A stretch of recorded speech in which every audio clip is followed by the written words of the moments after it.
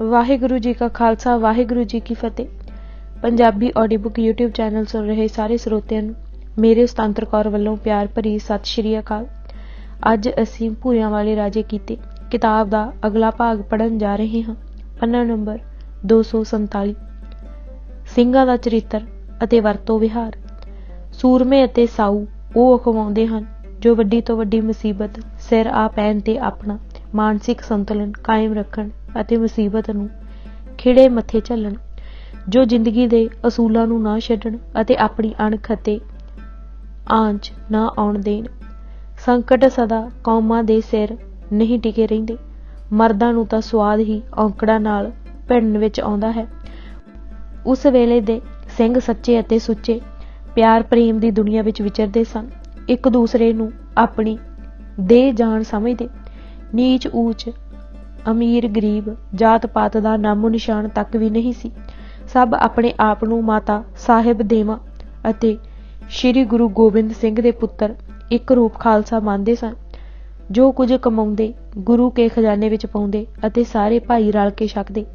ਵੱਧ ਘੱਟ ਲੈਣ ਦਾ ਕਿਸੇ ਨੂੰ ਖਿਆਲ ਹੀ ਨਾ ਫੁਰਦਾ। ਨਵਾਬ ਕਪੂਰ ਸਿੰਘ, ਸਰਦਾਰ ਹਰੀ ਸਿੰਘ ਆਦਿਕ ਮੁਖੀ ਸਿੰਘ ਜੋ ਵਰਤਾਉਂਦੇ ਉਸੇ ਤੇ ਪ੍ਰਸੰਨ ਰਹਿੰਦੇ ਅਤੇ ਆਨੰਦ ਮਾਣਦੇ। ਇੱਕ ਅਕਾਲ ਪੁਰਖ ਵਾਹਿਗੁਰੂ ਗੁਰੂ ਗ੍ਰੰਥ ਸਾਹਿਬ ਤੇ ਅਡੋਲ ਨਿਸ਼ਚਾ ਰੱਖਦੇ।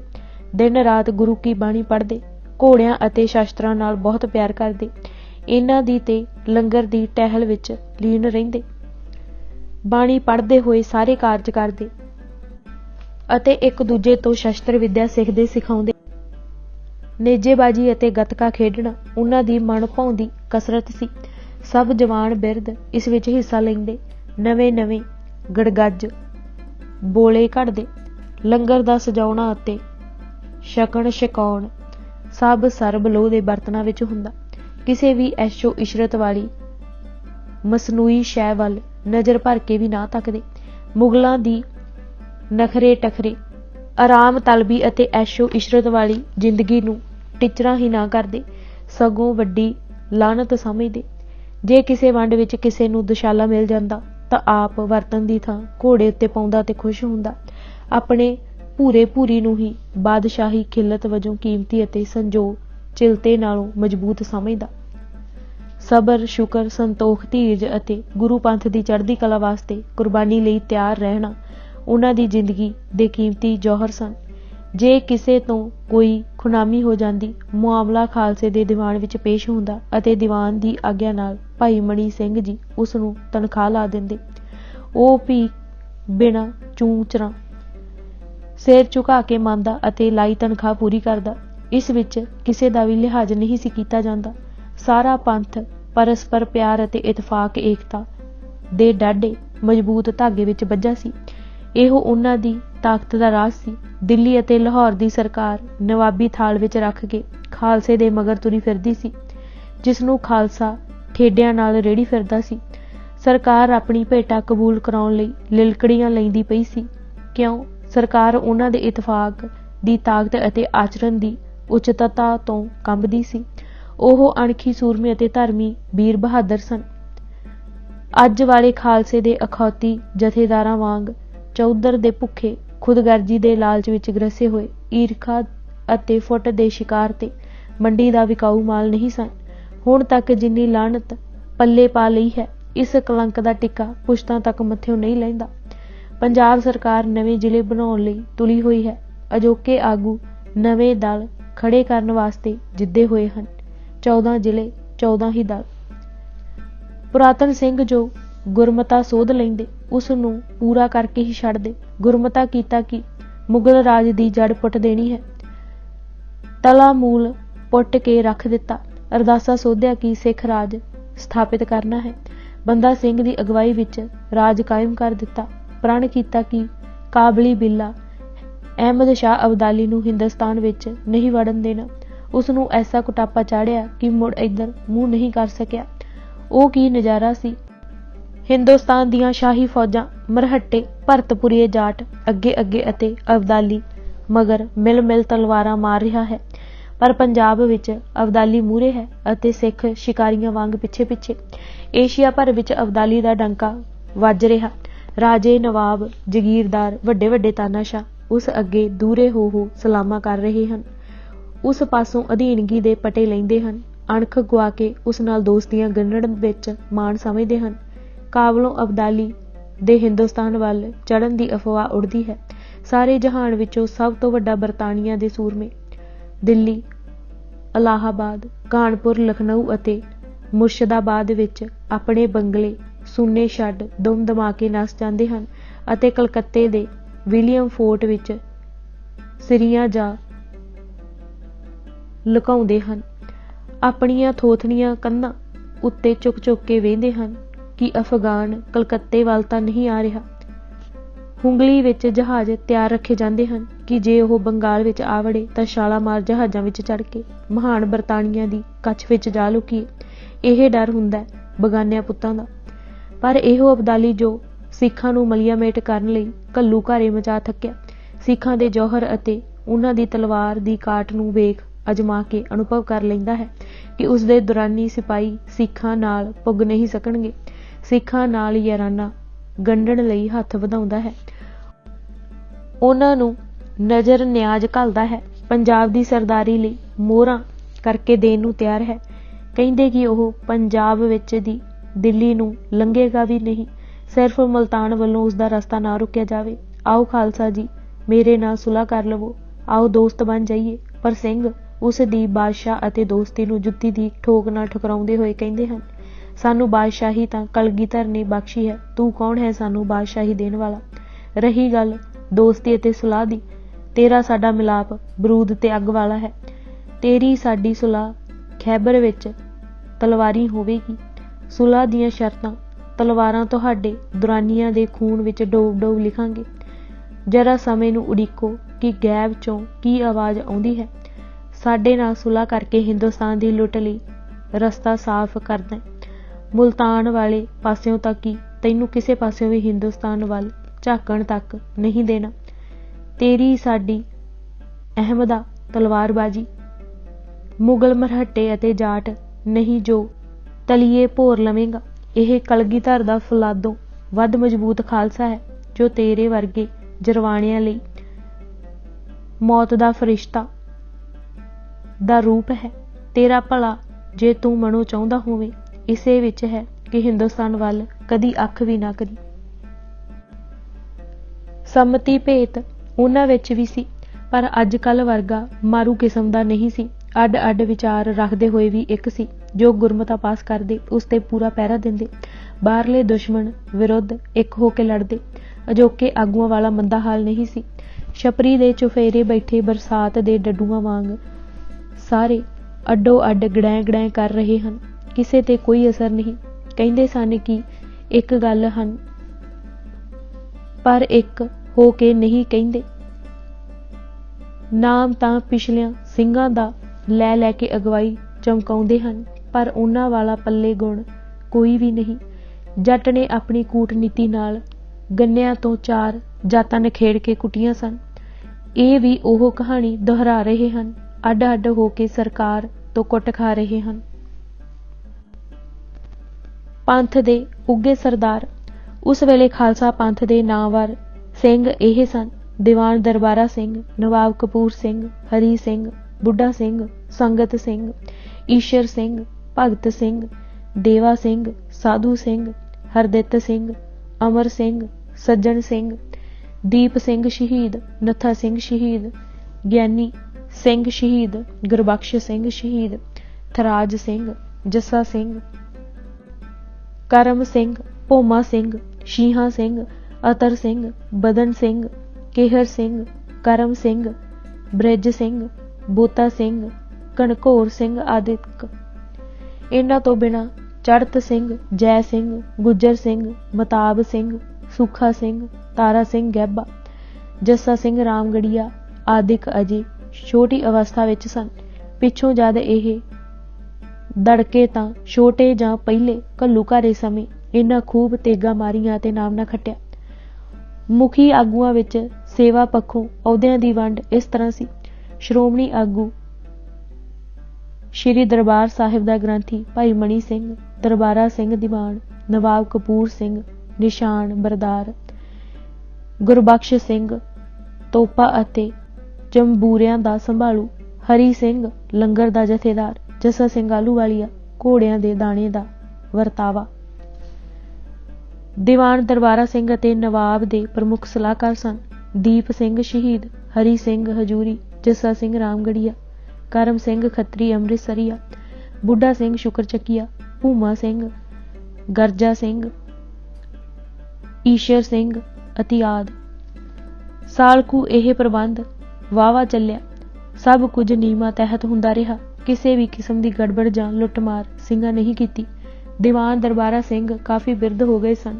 ਅਗਲੇ ਸਾਲ ਸਾਵਣ 1791 ਬਿਕਰਮੀ ਮੁਤਾਬਕ 1734 ਈਸਵੀ ਵਿੱਚ ਉਹਨਾਂ ਦਾ ਅਕਾਲ ਚਲਾਣਾ ਹੋ ਗਿਆ। ਸਰਦਾਰ ਦਰਬਾਰਾ ਸਿੰਘ ਸਾਰੇ ਪੰਥ ਦਾ ਜਥੇਦਾਰ ਮੰਨਿਆ ਜਾਂਦਾ ਸੀ। ਹੁਣ ਜਦ ਨਵਾਬ ਕਪੂਰ ਸਿੰਘ ਨੂੰ ਉਸ ਦੀ ਥਾਂ ਪੰਥ ਨੇ ਪ੍ਰਵਾਨ ਕੀਤਾ ਤਾਂ ਉਹ ਸਾਰੇ ਪੰਥ ਦਾ ਜਥੇਦਾਰ ਬਣ ਗਿਆ। ਨਵਾਬ ਕਪੂਰ ਸਿੰਘ ਦੀ ਜਥੇਦਾਰੀ ਵਿੱਚ ਪਹੁਲ ਲੈਣੀ ਸਿੱਖ ਨੌਜਵਾਨ ਮਾਣ ਰਹੇ ਸਨ। ਇੱਕ ਸਾਲ ਵਿੱਚ ਧੜਾ ਧੜ ਸਿੰਘ ਸੱਜ ਗਏ ਅਤੇ ਬਹੁਤ ਦਲ ਵਿੱਚ ਹੀ ਰਹਿਣ ਲੱਗ ਪਏ। ਹੁਣ ਚੂੰਕਿ ਸਿੰਘਾਂ ਦੀ ਗਿਣਤੀ ਬਹੁਤ ਵੱਧ ਗਈ ਅਤੇ ਇੱਕ ਥਾਂ ਸਾਰਿਆਂ ਦਾ ਨਿਰਬਾਹ ਹੋਣਾ ਕਠਿਨ ਹੋ ਗਿਆ ਸੀ, ਲੰਗਰ ਅਤੇ ਘੋੜਿਆਂ ਦੇ ਦਾਣੇ ਦੀ ਵੰਡ ਤੋਂ ਬੋਲਾ ਠੇਲਾ ਹੋ ਜਾਂਦਾ। ਸੋ ਪੰਥ ਦੇ ਮੁਖੀ ਸਿੰਘਾਂ ਇਹ ਸਭ ਵੇਖ ਕੇ ਵਿਚਾਰ ਕੇ ਸਾਰੇ ਦਲ ਦੇ ਦੋ ਹਿੱਸੇ ਕਰ ਦਿੱਤੇ, ਜਿਸ ਦੇ ਨਾਂ ਹੋਏ ਬੁੱਢਾ ਦਲ ਅਤੇ ਤਰਨਾ ਦਲ। ਸਿਆਣੀ ਉਮਰ ਦੇ ਸਿੰਘ ਜੋ ਜੰਗਾਂ ਯੁੱਧਾਂ ਵਿੱਚ ਹੀ ਉਮਰ ਵਿਹਾ ਕੇ ਬਜ਼ੁਰਗ ਹੋਏ ਸਨ, ਬੁੱਢਾ ਦਲ ਵਿੱਚ ਸ਼ਾਮਿਲ ਹੋ ਗਏ। ਨੌਜਵਾਨ ਜਿਨ੍ਹਾਂ ਦਾ ਗਰਮ ਖੂਨ ਜੋਸ਼ ਮਾਰਦਾ ਅਤੇ ਮਾਰ ਕੇ ਮਾਰਨ ਅਤੇ ਸਾਕੇ ਕਰਨ ਨੂੰ ਕਾਲੇ ਸਨ, ਉਹਨਾਂ ਨੂੰ ਤਰਨਾ ਦਲ ਬਣਿਆ। ਤਰਨਾ ਦਲ ਨੇ ਵਿਵੇਕਸਰ ਵਾਲੇ ਪਾਸੇ ਆ ਕੇ ਡੇਰੇ ਲਾ ਲਏ। ਲੰਗਰ ਵੀ ਦੋ ਹੋ ਗਏ। ਬੁੱਢਾ ਦਲ ਦੇ ਮੁਖੀ ਸਿੰਘਾਂ ਫਿਰ ਵਿਚਾਰ ਕੀਤੀ ਕਿ ਤਰਨਾ ਦਲ, ਜਿਸ ਦੀ ਗਿਣਤੀ ਬਹੁਤ ਜ਼ਿਆਦਾ ਹੈ, ਦਾ ਇਕੱਠੇ ਰਹਿਣਾ ਵੀ ਸੰਭਵ ਨਹੀਂ, ਮਤਾ ਕੋਈ ਬੇਇਤਫਾਕੀ ਫੁੱਟ ਪਵੇ। ਇਸ ਲਈ ਇਹਨਾਂ ਦੇ ਵੀ ਅੱਗੇ 5 ਜਥੇ ਬਣਾ ਦਿੱਤੇ। ਨੰਬਰ 1 ਪਹਿਲਾ ਜਥਾ ਸ਼ਹੀਦਾਂ ਦਾ। ਮੁਖੀ ਜਥੇਦਾਰ ਬਾਬਾ ਦੀਪ ਸਿੰਘ, ਉਹਨਾਂ ਦੇ ਨਾਲ ਨਥਾ ਸਿੰਘ, ਗੁਰਬਖਸ਼ ਸਿੰਘ ਅਤੇ ਪ੍ਰੇਮ ਸਿੰਘ ਪ੍ਰਸਿੱਧ ਸਿੰਘ ਸਨ। ਨੰਬਰ 2 ਦੂਜਾ ਜਥਾ ਅੰਮ੍ਰਿਤਧਾਰੀਆਂ ਦਾ। ਇਸ ਦੇ ਆਗੂ ਸਰਦਾਰ ਕਰਮ ਸਿੰਘ ਅਤੇ ਧਰਮ ਸਿੰਘ ਖੱਤਰੀ ਸਨ। ਨੰਬਰ 3 ਤੀਜਾ ਜਥਾ ਸਾਹਿਬਜ਼ਾਦਿਆਂ ਦਾ। ਇਸ ਦੇ ਆਗੂ ਬਾਬਾ ਕਾਹਨ ਸਿੰਘ ਭੱਲਾ ਸਿੰਘ ਸਨ।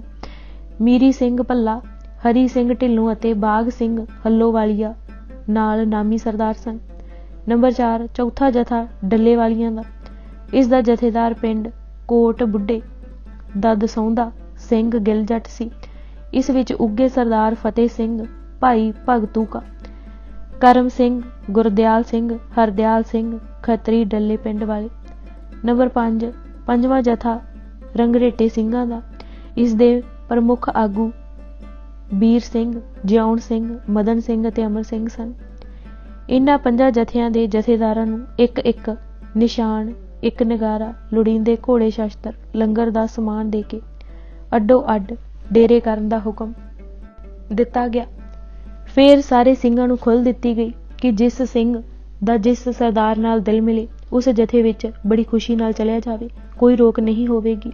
ਸਭ ਥਾਂ ਗੁਰੂ ਕਾ ਪੰਥ, ਗੁਰੂ ਕਾ ਘਰ ਇੱਕੋ ਹੈ। ਇਹਨਾਂ 5 ਜਥਿਆਂ ਨੇ ਰਾਮਸਰ, ਸੰਤੋਖਸਰ, ਵਿਵੇਕਸਰ ਥਾਵਾਂ ਤੇ ਅੱਡ ਅੱਡ ਕਰਕੇ ਆਪਣੇ ਡੇਰੇ ਲਾ ਲਏ, ਪਰ ਬੁੱਢਾ ਦਲ ਦਾ ਡੇਰਾ ਅਕਾਲ ਬੁੰਗੇ ਹੀ ਰਿਹਾ। ਬੁੱਢਾ ਦਲ ਦਾ ਸਿਰਮੌਰ ਜਥੇਦਾਰ ਨਵਾਬ ਕਪੂਰ ਸਿੰਘ ਸੀ। ਸੋ ਉਸ ਤਰ੍ਹਾਂ ਸਾਰੇ ਦਲ ਖਾਲਸਾ ਦਾ ਪ੍ਰਮਾਣਿਤ ਮੁਖੀ ਸੀ। ਨਵਾਬ ਕਪੂਰ ਸਿੰਘ ਤੋਂ ਪਿੱਛੋਂ ਬੁੱਢਾ ਦਲ ਦੇ ਨਾਮਵਰ ਸਰਦਾਰ ਜੱਸਾ ਸਿੰਘ ਆਹਲੂਵਾਲੀਆ ਅਤੇ ਥਰਾਜ ਸਿੰਘ ਹੋਏ। ਪਿੱਛੋਂ ਬੁੱਢਾ ਦਲ ਅਤੇ ਤਰਨਾ ਦਲ ਦੇ ਸਰਦਾਰਾਂ ਦੀਆਂ 12 ਮਿਸਲਾਂ ਬਣ ਗਈਆਂ, ਜਿਨ੍ਹਾਂ ਹਿੰਦੁਸਤਾਨ ਦੇ ਚੌਥੇ ਵੱਡੇ ਹਿੱਸੇ ਉੱਤੇ ਆਪਣੀ ਆਪਣੀ ਸਿੱਖਦਾਰੀ ਕਾਇਮ ਕਰ ਲਈ। ਬਾਅਦ ਵਿੱਚ ਮਹਾਰਾਜਾ ਰਣਜੀਤ ਸਿੰਘ ਸ਼ੁਕਰਚੱਕੀਆ ਮਿਸਲ ਨੇ 11 ਮਿਸਲਾਂ ਖਤਮ ਕਰਕੇ ਖਾਲਸਾ ਰਾਜ ਸਥਾਪਿਤ ਕਰ ਦਿੱਤਾ। 12ਵੀਂ ਫੂਲਕੀਆਂ ਮਿਸਲ ਨਾਲ ਨਾ ਮਿਲੀ, ਅੰਗਰੇਜ਼ਾਂ ਦੀ ਗੋਦੀ ਵਿੱਚ ਵੜ ਬੈਠੀ ਅਤੇ ਖਾਲਸਾ ਰਾਜ ਦੇ ਪੂਰਬ ਵਾਲੇ ਪਾਸੇ ਪਸਾਰ ਨੂੰ ਰੋਕਣ ਵਿੱਚ ਅੰਗਰੇਜ਼ਾਂ ਦਾ ਹੱਥ ਠੇਕਾ ਬਣੀ। 11 ਮਿਸਲਾਂ ਦੀਆਂ ਅਥਾਹ ਕੁਰਬਾਨੀਆਂ ਅਤੇ ਘਾਲਾਂ ਨੂੰ ਇਸ ਫੂਲਕੀਆ ਮਿਸਲ ਨੇ ਖੂਹ ਖਾਤੇ ਵਿੱਚ ਪਾ ਦਿੱਤਾ। ਇਸ ਮਿਸਲ ਦੇ ਵੱਡ ਵਡੇਰੇ ਭੁੱਖੇ ਮਰਦਿਆਂ ਨੇ ਸ਼੍ਰੀ ਗੁਰੂ ਹਰਗੋਬਿੰਦ ਸਾਹਿਬ ਦੇ ਦਰਬਾਰ ਵਿੱਚ ਹਾਜ਼ਰ ਹੋ ਕੇ ਆਪਣੀ ਲਾਚਾਰੀ ਢਿੱਡ ਵਜਾ ਕੇ ਦੱਸੀ ਸੀ। ਮੀਰੀ ਪੀਰੀ ਦੇ ਮਾਲਕ ਨੇ ਮਿਹਰ ਦੇ ਘਰ ਵਿੱਚ ਆ ਕੇ ਭੁੱਖਿਆਂ ਮੰਗਤਿਆਂ ਨੂੰ ਰਾਜ ਕਰਨ ਦਾ ਆਸ਼ੀਰਵਾਦ ਦਿੱਤਾ ਸੀ। ਇਸ ਬਖਸ਼ਿਸ਼ ਸਦਕਾ ਜਦ ਰਾਜ ਦੀ ਪ੍ਰਾਪਤੀ ਹੋ ਗਈ, ਭੁੱਖ ਗਈ ਅਤੇ ਰੱਜ ਖਾਣ ਲੱਗ ਪਏ ਤਾਂ ਨਦੀ ਲੰਘੀ, ਖਵਾਜਾ ਵਿਸਰਿਆ ਅਨੁਸਾਰ ਪਿਛੋਕੜ ਭੁੱਲ ਗਿਆ। ਗੁਰੂ ਘਰ ਨਾਲ ਲਗਾਓ ਵਿੱਚ ਵੀ ਫਰਕ ਪੈਣ ਲੱਗ ਪਿਆ। ਅਨੰਦਪੁਰ ਸਾਹਿਬ ਦੀਆਂ ਲੜਾਈਆਂ ਸਮੇਂ ਦਸ਼ਮੇਸ਼ ਜੀ ਉੱਤੇ ਔਖਦਾ ਸਮਾਂ ਸੀ। ਆਖਰੀ ਘੇਰੇ ਸਮੇਂ ਤਾਂ ਹੋਰ ਵੀ ਮੁਸ਼ਕਲਾਂ ਦੇ ਪਹਾੜ ਟੁੱਟ ਪਏ। ਚੌਂਕ ਕੁਟਾਂ ਤੋਂ ਸਿਦਕੀ ਸਿੱਖ ਘਰਾਂ ਨੂੰ ਛੱਡ ਕੇ ਸ਼ਮਾ ਦੁਆਲੇ ਪਰਵਾਨਿਆਂ ਵਾਂਗ ਅਨੰਦਪੁਰ ਸਾਹਿਬ ਆਣ ਇਕੱਠੇ ਹੋਏ। ਇਹ ਘੇਰਾ 8 ਮਹੀਨਿਆਂ ਤੋਂ ਵੱਧ ਤੱਕ ਰਿਹਾ। ਇਸ ਮਿਸਲ ਦੇ ਰਾਮੇ ਤਿਲੋਕੇ ਨੇ ਰਾਜ ਭਾਗ ਪਾਸ ਹੁੰਦਿਆਂ ਸੁੰਦਿਆਂ ਸ਼ਸਤਰਾਂ, ਘੋੜਿਆਂ ਅਤੇ ਲੜਾਕੂਆਂ ਨੂੰ ਬਣੀ ਵੇਲੇ ਗੁਰੂ ਘਰ ਦੀ ਸੇਵਾ ਲਈ ਨਹੀਂ ਭੇਜਿਆ ਸੀ। ਜੱਗੋ ਸੱਚੇ ਹੋਣ ਲਈ ਕੁਝ ਗੱਡੇ ਦਾਣਾ ਪੱਠਾ ਲਦਵਾ ਕੇ ਉੱਧਰ ਤੋਰ ਦਿੱਤੇ ਸਨ। ਲੜਾਕੂ ਸੂਰਮੇ ਅਤੇ ਸ਼ਸਤਰ ਬਸਤਰ ਵੀ ਨਾਲ ਘਲਾ ਦੇ ਸਕਦੇ ਸਨ, ਪਰ ਹੀਆਂ ਨਾ ਪਿਆ ਮਤੇ ਦਿੱਲੀ ਸਰਕਾਰ ਨਾਲ ਵਿਗਾੜ ਪੈ ਜਾਵੇ। ਜਦ ਅੰਮ੍ਰਿਤ ਛਕ ਕੇ ਸਰਦਾਰ ਆਲਾ ਸਿੰਘ ਸਿੰਘ ਸੱਜ ਗਿਆ ਤਾਂ ਬੁੱਢਾ ਦਲ ਅਤੇ ਤਰਨਾ ਦਲ ਦੋਵੇਂ ਹਰ ਔਖ ਵੇਲੇ ਇਸ ਦੀ ਬੌੜੀ ਕਰਦੇ ਰਹੇ। ਮੰਜਕੀ ਦੇ ਰੰਗੜ ਜੋ ਆਲਾ ਸਿੰਘ ਨਾਲ ਛੇੜਖਾਨੀ ਕਰਨੋਂ ਬਾਜ ਨਹੀਂ ਸਨ ਆਉਂਦੇ, ਉਹਨਾਂ ਵਿਰੁੱਧ ਸਿੰਘਾਂ ਨੇ ਆਲਾ ਸਿੰਘ ਦੀ ਸਹਾਇਤਾ ਕੀਤੀ ਅਤੇ ਉਹਨਾਂ ਨੂੰ ਐਸਾ ਕੁਟਾਪਾ ਚਾੜਿਆ ਕਿ ਮੁੜ ਇਸ ਪਾਸੇ ਮੂੰਹ ਨਹੀਂ ਕੀਤਾ। ਖਾਲਸਾ ਜੀ ਦੀ ਸਹਾਇਤਾ ਨਾਲ ਹੀ ਬਾਬਾ ਆਲਾ ਸਿੰਘ ਨੇ ਆਪਣੇ ਵੈਰੀਆਂ ਨੂੰ ਪਰੇ ਧੱਕ ਕੇ ਆਪਣੇ ਰਾਜ ਦੀਆਂ ਹੱਦਾਂ ਵਧਾਈਆਂ ਸਨ। ਇਸ ਮਿਸਲ ਦੀ ਹਰ ਅਖਿਆਈ ਨੂੰ ਬਾਕੀ 11 ਮਿਸਲਾਂ ਨੇ ਆਪਣੇ ਸਿਰ ਝੱਲਿਆ, ਪਰ ਸਿੰਘਾਂ ਦਾ ਜਦ ਅਬਦਾਲੀ ਨਾਲ ਪੰਜਾ ਪਿਆ ਤਾਂ ਬਾਬਾ ਜੀ ਮੱਕੜੇ ਥੱਲੇ ਬਟੇਰੇ ਵਾਂਗ ਦੜ ਵੱਟ ਗਏ। ਵੱਡੇ ਘੱਲੂਘਾਰੇ ਵੇਲੇ ਮਹਾਰਾਜਾ ਆਲਾ ਸਿੰਘ ਬਰਨਾਲੇ ਸੀ। ਕੋਪਰਹੀੜੇ ਤੋਂ ਲੜਦੇ ਭਿੜਦੇ ਸਿੰਘ ਵੀ ਇਸੇ ਪਾਸੇ ਆ ਰਹੇ ਸਨ। ਖਾਲਸਾ ਜੀ ਦਾ ਬੜਾ ਨੁਕਸਾਨ ਹੋਇਆ। ਖਾਨਦਾਨਾਂ ਦੇ ਖਾਨਦਾਨ ਮਿਟ ਗਏ। ਸਿੰਘਾਂ ਤੇ ਬੜਾ ਕਹਿਰ ਦਾ ਸਮਾਂ ਸੀ। ਫੂਲਕਿਆ ਮਿਸਲ ਲਾਗੇ ਨਹੀਂ ਆਏ। ਮਲੇਰੀਆ ਦੇ ਤੁਖਣਾ ਤੇ ਜਦ ਅਹਿਮਦ ਬਰਨਾਲੇ ਵੱਲ ਵਧਿਆ, ਮਹਾਰਾਜਾ ਆਲਾ ਸਿੰਘ ਭਵਾਨੀ ਗੜ੍ਹ ਵੱਲ ਖਿਸਕ ਗਿਆ। ਪਿੱਛੋਂ ਜਦ ਉਸ ਨਾਲ ਪਿੰਡਾਂ ਜਾ ਘਸਾਇਆ ਤਾਂ ਦੁਰਾਨੀ ਨੇ ਕੈਦ ਕਰ ਲਿਆ। ਦਾੜਾ ਸਾਬਤ ਸੂਰਤ ਰੱਖਣ ਦਾ ਹੀ ਉਸ ਨੇ 1.25 ਲੱਖ ਲਿਆ। ਫਿਰ ਕਈ ਲੱਖ ਪੁੰਗਾ ਦੇ ਕੇ ਛੁਟਕਾਰਾ ਪਾਇਆ। 1765 ਈਸਵੀ ਵਿੱਚ ਦੁਰਾਨੀ ਦੇ 8ਵੇਂ ਹਮਲੇ ਸਮੇਂ ਅਮਰ ਸਿੰਘ ਆਲਾ ਸਿੰਘ ਦਾ ਪੋਤਰਾ ਗੱਦੀ ਤੇ ਸੀ। ਅਹਿਮਦ ਸ਼ਾਹ ਦਾ ਕੰਪੂ ਅੰਬਾਲੇ ਤੋਂ ਅੱਗੇ ਦੱਖਣ ਵਿੱਚ 20 ਮੀਲ ਦੇ ਫਾਸਲੇ ਤੇ ਇਸਮਾਇਲਾਬਾਦ ਵਿਖੇ ਸੀ। ਨਜੀਬੁਦੌਲਾ ਨੇ ਆਪਣੇ ਜਿੰਮੇ ਬਣਦੀ 2 ਲੱਖ ਦੀ ਰਕਮ ਤਾਰ ਕੇ ਸਰਹੰਦ ਦੀ ਗਵਰਨਰੀ ਆਪਣੇ ਪੁੱਤ ਜਾਬਿਤਾ ਖਾਨ ਦੇ ਨਾਂ ਮੋਹਰ ਕਰਵਾ ਲਈ। ਸਰਹੰਦ ਅਸਲ ਵਿੱਚ ਦੁਰਾਨੀ ਨੇ ਆਲਾ ਸਿੰਘ ਦੀ ਸਪੁਰਦਗੀ ਵਿੱਚ ਦਿੱਤੀ ਹੋਈ ਸੀ ਅਤੇ ਇਹਨਾਂ ਜਿੰਮੇ ਭਾਵ ਅਮਰ ਸਿੰਘ ਦੇ ਵੇਲੇ ਤਾਂ 9 ਲੱਖ ਰੁਪਏ ਤਾਰਨੇ ਬਣਦੇ ਸਨ। ਸਰਹੰਦ ਵੀ ਗਈ ਅਤੇ ਦੁਰਾਨੀ ਵੀ ਨਾ ਖੁਸ਼। ਇੱਥੇ ਕੰਪੂ ਵਿੱਚ ਗੱਲੀ ਗੱਲੀ ਨਜੀਬੁਦੌਲਾ ਨੇ ਰਾਜਾ ਅਮਰ ਸਿੰਘ ਨੂੰ ਕਿਹਾ, ਰਾਜਾ ਸਾਹਿਬ, ਤੁਹਾਡਾ ਪਟਿਆਲੇ ਦਾ ਕਿਲਾ ਕੀ ਹੈ? ਮੈਂ ਨਜੀਬਾਬਾਦ ਵਿਖੇ ਤੁਹਾਨੂੰ ਆਪਣਾ ਪੱਥਰਗੜ੍ਹ ਵਿਖਾਵਾਂਗਾ। ਵੇਖਿਓ ਉਹ ਕਿੰਨਾ ਮਜ਼ਬੂਤ ਹੈ।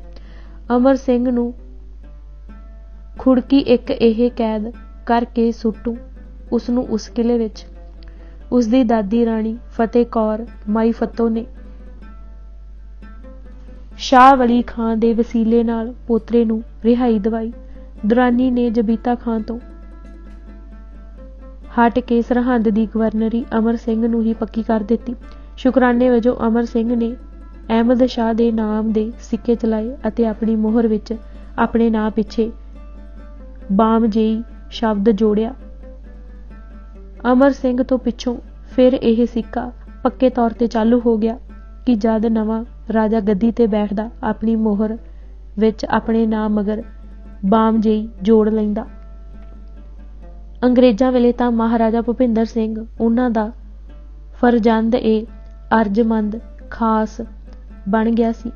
ਪਹਿਲੇ ਸੰਸਾਰ ਯੁੱਧ ਵੇਲੇ ਇਹਨਾਂ ਖਾਸ ਪੁੱਤਾਂ ਨੇ ਆਪਣੇ ਅੰਗਰੇਜ਼ ਬਾਪ ਦੀ ਸਹਾਇਤਾ ਲਈ 6.5 ਫੁੱਟ ਸਿੱਖ ਫੌਜੀ ਸੂਰਮੇ ਹਿੰਦੁਸਤਾਨ ਨੂੰ ਹਜ਼ਾਰਾਂ ਮੀਲ ਬਾਹਰ ਲੜਨ ਲਈ ਭੇਜੇ। ਪੈਸਾ ਵੀ ਦਿੱਤਾ, ਹਥਿਆਰ ਵੀ ਸੇਵਾ ਵਿੱਚ ਘੱਲੇ, ਹਰ ਤਰ੍ਹਾਂ ਸਹਾਇਤਾ ਕੀਤੀ। ਇਹ ਉਹ ਬਾਪ ਸੀ ਜਿਸ ਨੇ ਇਹਨਾਂ ਦੇ ਸਿਰਾਂ ਤੇ ਹੱਥ ਫੇਰ ਕੇ ਉਹ ਕਲਗੀਆਂ ਲਾ ਲਈਆਂ ਜੋ ਅਸਲ ਬਾਪ ਗੁਰੂ ਹਰਗੋਬਿੰਦ ਸਾਹਿਬ ਵੱਲੋਂ ਬਖਸ਼ੀਆਂ ਗਈਆਂ ਸਨ। ਨਕਲੀ ਬਾਪ ਨੇ ਅਣਖ ਅਤੇ ਆਜ਼ਾਦੀ ਦੋਵੇਂ ਠੁੰਗ ਲਏ। ਉਹਨਾਂ ਦੇ ਹੋਏ ਮਰ ਗਏ ਜਿਸ ਨੇ ਇਹਨਾਂ ਪੈਰਾਂ ਥੱਲੇ ਰੁਲਦਿਆਂ ਕੱਖਾਂ ਤੋਂ ਲੱਖਾਂ ਕਰੋੜਾਂ ਦੇ ਮਾਲਕ ਬਣਾ ਦਿੱਤਾ। ਉਸ ਲਈ ਮੁਸ਼ਕਿਲ ਵੇਲੇ 10 ਬੰਦੇ ਵੀ ਨਾ ਸਰੇ ਕਿ ਅਨੰਦਪੁਰ ਸਾਹਿਬ ਘੱਲ ਦਿੱਤੇ ਜਾਣ। ਜਿਨ੍ਹਾਂ ਨੇ ਇਹਨਾਂ ਨੂੰ ਮੁੜ ਕੱਖਾਂ ਤੋਂ ਕਰ ਦਿੱਤਾ ਉਹਨਾਂ ਦੇ ਪੁੱਤਰ ਬਣ ਬੈਠੇ, ਨਾਮ ਆਪਣੇ ਨਾਲ ਜੋੜ ਲਏ। ਯਾਦ ਰਹੇ ਕਿ ਬਾਜਮਈ ਦਾ ਅਰਥ ਹੈ ਬਾਮ ਦੀ ਸੰਤਾਨ ਚੋਂ ਬਾਮ ਦੀ ਔਲਾਦ। ਬਾਮ ਇੱਕ ਬਾਜਮਈ ਕਬੀਲੇ ਦਾ ਵੱਡ ਵਡੇਰਾ ਸੀ ਜਿਸ ਦੀ ਔਲਾਦ ਬਾਜਮਈ ਅਖਵਾਉਂਦੀ ਸੀ। ਸੱਦੋ ਜਈ, ਯੂਸਫ ਜਈ, ਬਾਰਕਜ਼ਈ ਵਾਂਗ ਹੀ ਬਾਜਮਈ। ਸ਼ਾਹ ਵਲੀ ਉੱਲਾ ਖਾਨ ਦਾ ਕਬੀਲਾ ਬਾਜਮਈ ਸੀ। ਮਲੇਰਕੋਟੀਏ ਸਿੱਖਾਂ ਦੇ ਤਨੋ ਮਨੋ ਵੈਰੀ ਸਨ। ਜਦ ਵੀ ਮੌਕਾ ਹੱਥ ਆਇਆ ਸਿੱਖਾਂ ਨੂੰ ਫਣਾ ਫਿਲਾ ਕਰਨ ਵਿੱਚ ਕਸਰ ਨਹੀਂ ਸੀ ਛੱਡੀ। ਭੀਖਣ ਖਾਨ ਮਲੇਰਕੋਟਲੇ ਦੇ ਨਵਾਬ ਸ਼ੇਰ ਮੁਹੰਮਦ ਖਾਨ ਮਲੇਰਕੋਟਲੇ ਦੀ ਔਲਾਦ ਵਿੱਚੋਂ ਨੇ ਵੱਡੇ ਘੱਲੂਘਾਰੇ ਵਿੱਚ ਵਿਸ਼ੇਸ਼ ਭੂਮਿਕਾ ਨਿਭਾਈ ਸੀ। ਬੰਦਾ ਸਿੰਘ ਨੇ ਵੀ ਮਲੇਰਕੋਟਲੇ ਨੂੰ ਬਖਸ਼ ਦਿੱਤਾ, ਕੁਝ ਨਾ ਕਿਹਾ। ਦਲ ਖਾਲਸਾ ਨੇ ਵੀ ਇਸ ਵੱਡੇ ਵੈਰੀ ਨੂੰ ਮਾਫ ਕਰ ਦਿੱਤਾ। ਕਿਉਂ? ਸਿਰਫ ਇਸ ਲਈ ਕਿ ਇਸ ਦੇ ਵੱਡੇ ਨੇ ਵਜ਼ੀਰ ਖਾਂ ਦੀ ਕਚਹਿਰੀ ਵਿੱਚ ਛੋਟੇ ਸਾਹਿਬਜ਼ਾਦਿਆਂ ਦੇ ਕਤਲ ਦੇ ਫਤਵੇ ਵਿਰੁੱਧ ਆ ਦਾ ਨਾਅਰਾ ਮਾਰਿਆ ਸੀ। ਸਿੱਖ ਇਸ ਅਹਿਸਾਨ ਨੂੰ ਨਹੀਂ ਭੁੱਲੇ ਅਤੇ ਨਾ ਰਹਿੰਦੀ ਦੁਨੀਆ ਤੱਕ ਭੁੱਲਣਗੇ। ਪਟਿਆਲੇ, ਨਾਭੇ, ਸੰਗਰੂਰ, ਜੀਂਦ, ਫਰੀਦਕੋਟੀਏ ਨੂੰ ਕੁਝ ਨਹੀਂ ਕਿਹਾ। ਸਿੰਘ ਜਾਣਦੇ ਸਨ ਕਿ ਸਤਿਗੁਰਾਂ ਨੇ ਇਹਨਾਂ ਉੱਤੇ ਦਇਆ ਕੀਤੀ ਸੀ, ਇਹਨਾਂ ਰੁਲਦਿਆਂ ਨੂੰ ਰਾਜੇ ਬਣਾਇਆ ਸੀ। ਜਿਸ ਤੇ ਗੁਰੂ ਮਹਾਰਾਜ ਨੇ ਮਿਹਰ ਕੀਤੀ, ਖਾਲਸਾ ਉਸ ਤੇ ਕਹਿਰ ਕਿਉਂ ਗੁਜ਼ਾਰੇ। ਖਾਲਸਾ ਕਿਸੇ ਨਿਯਮ ਵਿੱਚ ਬੱਧਾ ਨਹੀਂ ਤਾਂ ਫੂਲਕਿਆ ਮਿਸਲ ਅਤੇ ਮਲੇਰਕੋਟਲੇ ਵਾਲੇ ਕਿਸ ਬਾਗ ਦੀ ਮੂਲੀ ਸਨ। ਖਾਲਸਾ ਜੀ ਦੀ ਸ਼ਕਤੀ ਅੱਗੇ ਇਹ ਤਾਂ ਚੀਜ਼ ਹੀ ਕੋਈ ਨਹੀਂ ਸੀ। ਜੇ ਉਹ ਚਾਹੁੰਦੇ ਤਾਂ ਅੱਖ ਦੇ ਪਲਕਾਰੇ ਵਿੱਚ ਮਲੀਆ ਮੇਟ ਕਰ ਦਿੰਦੇ। ਪਰ ਵਾਹ ਖਾਲਸਾ ਜੀ, ਤੇਰੀ ਉਦਾਰਤਾ, ਤੇਰੀ ਸਹਿਨਸ਼ੀਲਤਾ, ਤੇਰਾ ਜਿਗਰਾ, ਵੈਰੀਆਂ ਨੂੰ ਵੀ ਬਖਸ਼ ਦੇਣਾ, ਸਦੀਆਂ ਦਾ ਲਿਹਾਜ਼ ਪਾਲਣਾ, ਇਹ ਹੈ ਤੇਰੀ ਸ਼ਾਨ ਜੋ ਬਾਕੀ ਦੁਨੀਆ ਤੋਂ ਵਿਲੱਖਣ ਨਜ਼ਰ ਆਉਂਦੀ ਹੈ।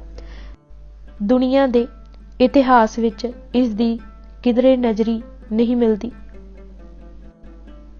ਸਿੰਘਾਂ ਦੀ ਗਿਣਤੀ ਬਹੁਤ ਵੱਧ ਜਾਣ ਕਰਕੇ ਚੜ੍ਹਾਵੇ ਅਤੇ ਜਗੀਰ ਦੀ ਆਮਦਨ ਨਾਲ ਖਰਚ ਪੂਰਾ ਹੋਣਾ ਮੁਸ਼ਕਿਲ ਹੋ ਗਿਆ। ਇਹ ਵੇਖ ਕੇ ਬਹੁਤ ਸਾਰੇ ਸਿੰਘ ਘਰਾਂ ਨੂੰ ਚਲੇ ਗਏ ਅਤੇ ਵਾਹੀ ਜੋਤੀ ਦੇ ਕਾਰ ਵਿਹਾਰ ਵਿੱਚ ਲੱਗੇ। ਤਰਨਾ ਦਲ ਦੇ 5 ਜਥੇ ਕੂਚ ਕਰਕੇ ਹਾਂਸੀ ਹਿਸਾਰ ਵੱਲ ਜਾ ਨਿਕਲੇ। ਪਿੱਛੇ ਸ਼੍ਰੀ ਅੰਮ੍ਰਿਤਸਰ ਸਾਹਿਬ ਕੇਵਲ ਬੁੱਢਾ ਦਲ ਹੀ ਰਹਿ ਗਿਆ। ਜ਼ਕਰੀਆ ਖਾਨ ਦੀ ਨੀਅਤ ਬਦਲਣੀ। ਜਗੀਰ ਦੇ ਕੇ ਸੂਬੇਦਾਰ ਖਾਨ ਬਹਾਦਰ ਸਮਝਦਾ ਸੀ ਕਿ ਸਿੱਖਾਂ ਵਿੱਚ ਫੁੱਟ ਪੈ ਜਾਵੇਗੀ ਅਤੇ ਆਪਸੀ ਤਲਵਾਰ ਚੱਲੇਗੀ। ਕੁਝ ਆਪਸ ਵਿੱਚ ਲੜਨ ਮਰਨਗੇ, ਬਾਕੀਆਂ ਨੂੰ ਫੜ ਕੇ ਬਿੱਲੇ ਲਾ ਦਿਆਂਗੇ ਅਤੇ ਇੰਜ ਸਦਾ ਦਾ ਰੇੜਕਾ ਮੁੱਕ ਜਾਵੇਗਾ। ਉਹਨਾਂ ਦੀ ਇਹ ਬੜੀ ਗੁੱਝੀ ਮਾਰੂ ਚਾਲ ਸੀ, ਪਰ ਜਗੀਰ ਸਿੰਘਾਂ ਦੇ ਆਪਸੀ ਪਿਆਰ ਵਿੱਚ ਤਰੇੜ ਨਾ ਲਿਆ ਸਕੀ। ਕੋਈ ਫੁੱਟ ਨਾ ਪਈ ਅਤੇ ਜ਼ਕਰੀਆ ਖਾਨ ਅੰਦਰੇ ਅੰਦਰ ਧੁਖਣ ਲੱਗਾ। ਉਹ ਕਿਸੇ ਮੌਕੇ ਦੀ ਤਾੜ ਵਿੱਚ ਸੀ। ਜਦ ਹੁਣ ਉਸਨੂੰ ਖਬਰ ਲੱਗੀ ਕਿ ਸਿੰਘਾਂ ਦੇ 2 ਦਲ ਬੁੱਢਾ ਦਲ ਅਤੇ ਤਰਨਾ ਦਲ ਬਣ ਗਏ ਹਨ ਅਤੇ ਅੱਗੇ ਤਰਨਾ ਦਲ ਵੀ 5 ਥਾਈਂ ਹੋ ਗਿਆ ਹੈ, ਉਹ ਬੜਾ ਖੁਸ਼ ਹੋਇਆ।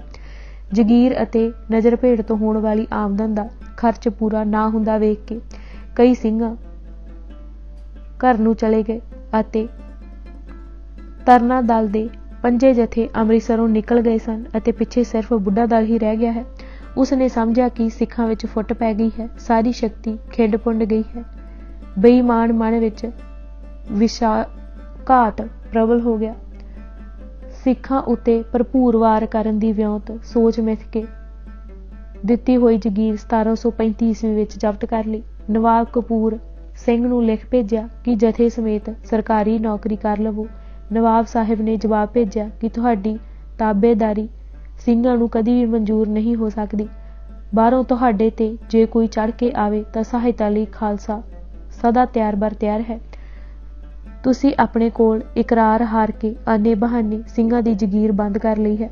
ਇਸ ਤੋਂ ਫਿਰ ਫਸਾਦ ਦੀ ਅੱਗ ਭੜਕੇਗੀ। ਨੁਕਸਾਨ ਤਾਂ ਸਾਡਾ ਵੀ ਹੋਵੇਗਾ, ਪਰ ਬਚ ਤੁਸੀਂ ਵੀ ਨਹੀਂ ਸਕੋਗੇ। ਦੇਸ਼ ਭਰ ਵਿੱਚ ਅਮਨ ਅਮਾਨ ਦੀ ਤਬਾਹੀ ਦੇ ਜ਼ਿੰਮੇਦਾਰ ਤੁਸੀਂ ਹੋਵੋਗੇ। ਅਸੀਂ ਤਾਂ ਆਪਣੇ ਬਚਨ ਤੇ ਕਾਇਮ ਹਾਂ, ਪਰ ਤੁਸੀਂ ਆਪ ਕੌਲ ਕਰਕੇ ਹਾਰ ਰਹੇ ਹੋ। ਤੁਹਾਨੂੰ ਇਹ ਸ਼ੋਭਦਾ ਨਹੀਂ।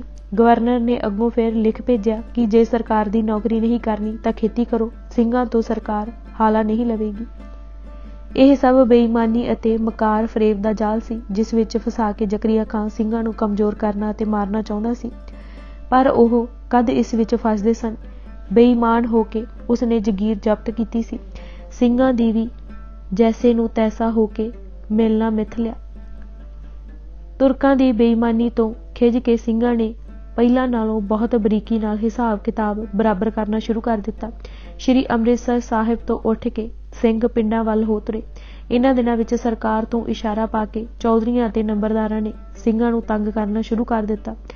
ਜਿਹੜੇ ਪਿੰਡ ਖੁਸ਼ੀ ਖੁਸ਼ਹਾਲੀ ਲੰਗਰ ਲਈ ਰਸਦ ਅਤੇ ਉਗਰਾਹੀ ਦੇ ਦਿੰਦੇ, ਸਿੰਘ ਉਸ ਨੂੰ ਬਿਲਕੁਲ ਨਾ ਛੇੜਦੇ, ਅਮਨ ਨਾਲ ਅੱਗੇ ਲੰਘ ਜਾਂਦੇ। ਜੋ ਪਿੰਡ ਹੈਂਕੜ ਵਿਖਾ ਕੇ ਵਿਹਰਦੇ, ਚੰਗਾ ਸੌਦਾ ਲਾਉਂਦੇ ਅਤੇ ਬਾਹੂਬਲ ਨਾਲ ਸਭ ਕੁਝ ਲੁੱਟ ਲੈਂਦੇ।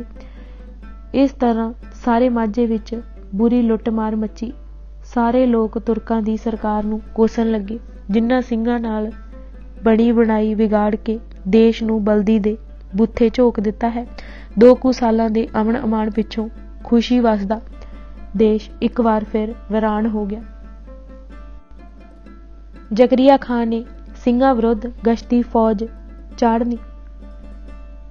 ਮੁਗਲ ਸਰਕਾਰ ਦੇ ਢਾਂਚੇ ਦੀਆਂ ਸਿੰਘਾਂ ਚੂਲਾਂ ਹਿਲਾ ਕੇ ਰੱਖ ਦਿੱਤੀਆਂ। ਮਾਰੋ ਮਾਰ ਨਾਲ ਉਹ ਹਾਲਤ ਹੋ ਗਈ ਜੋ ਸਿੰਘਾਂ ਨਾਲ ਸੁਲ੍ਹਾ ਤੋਂ ਪਹਿਲਾਂ ਸੀ।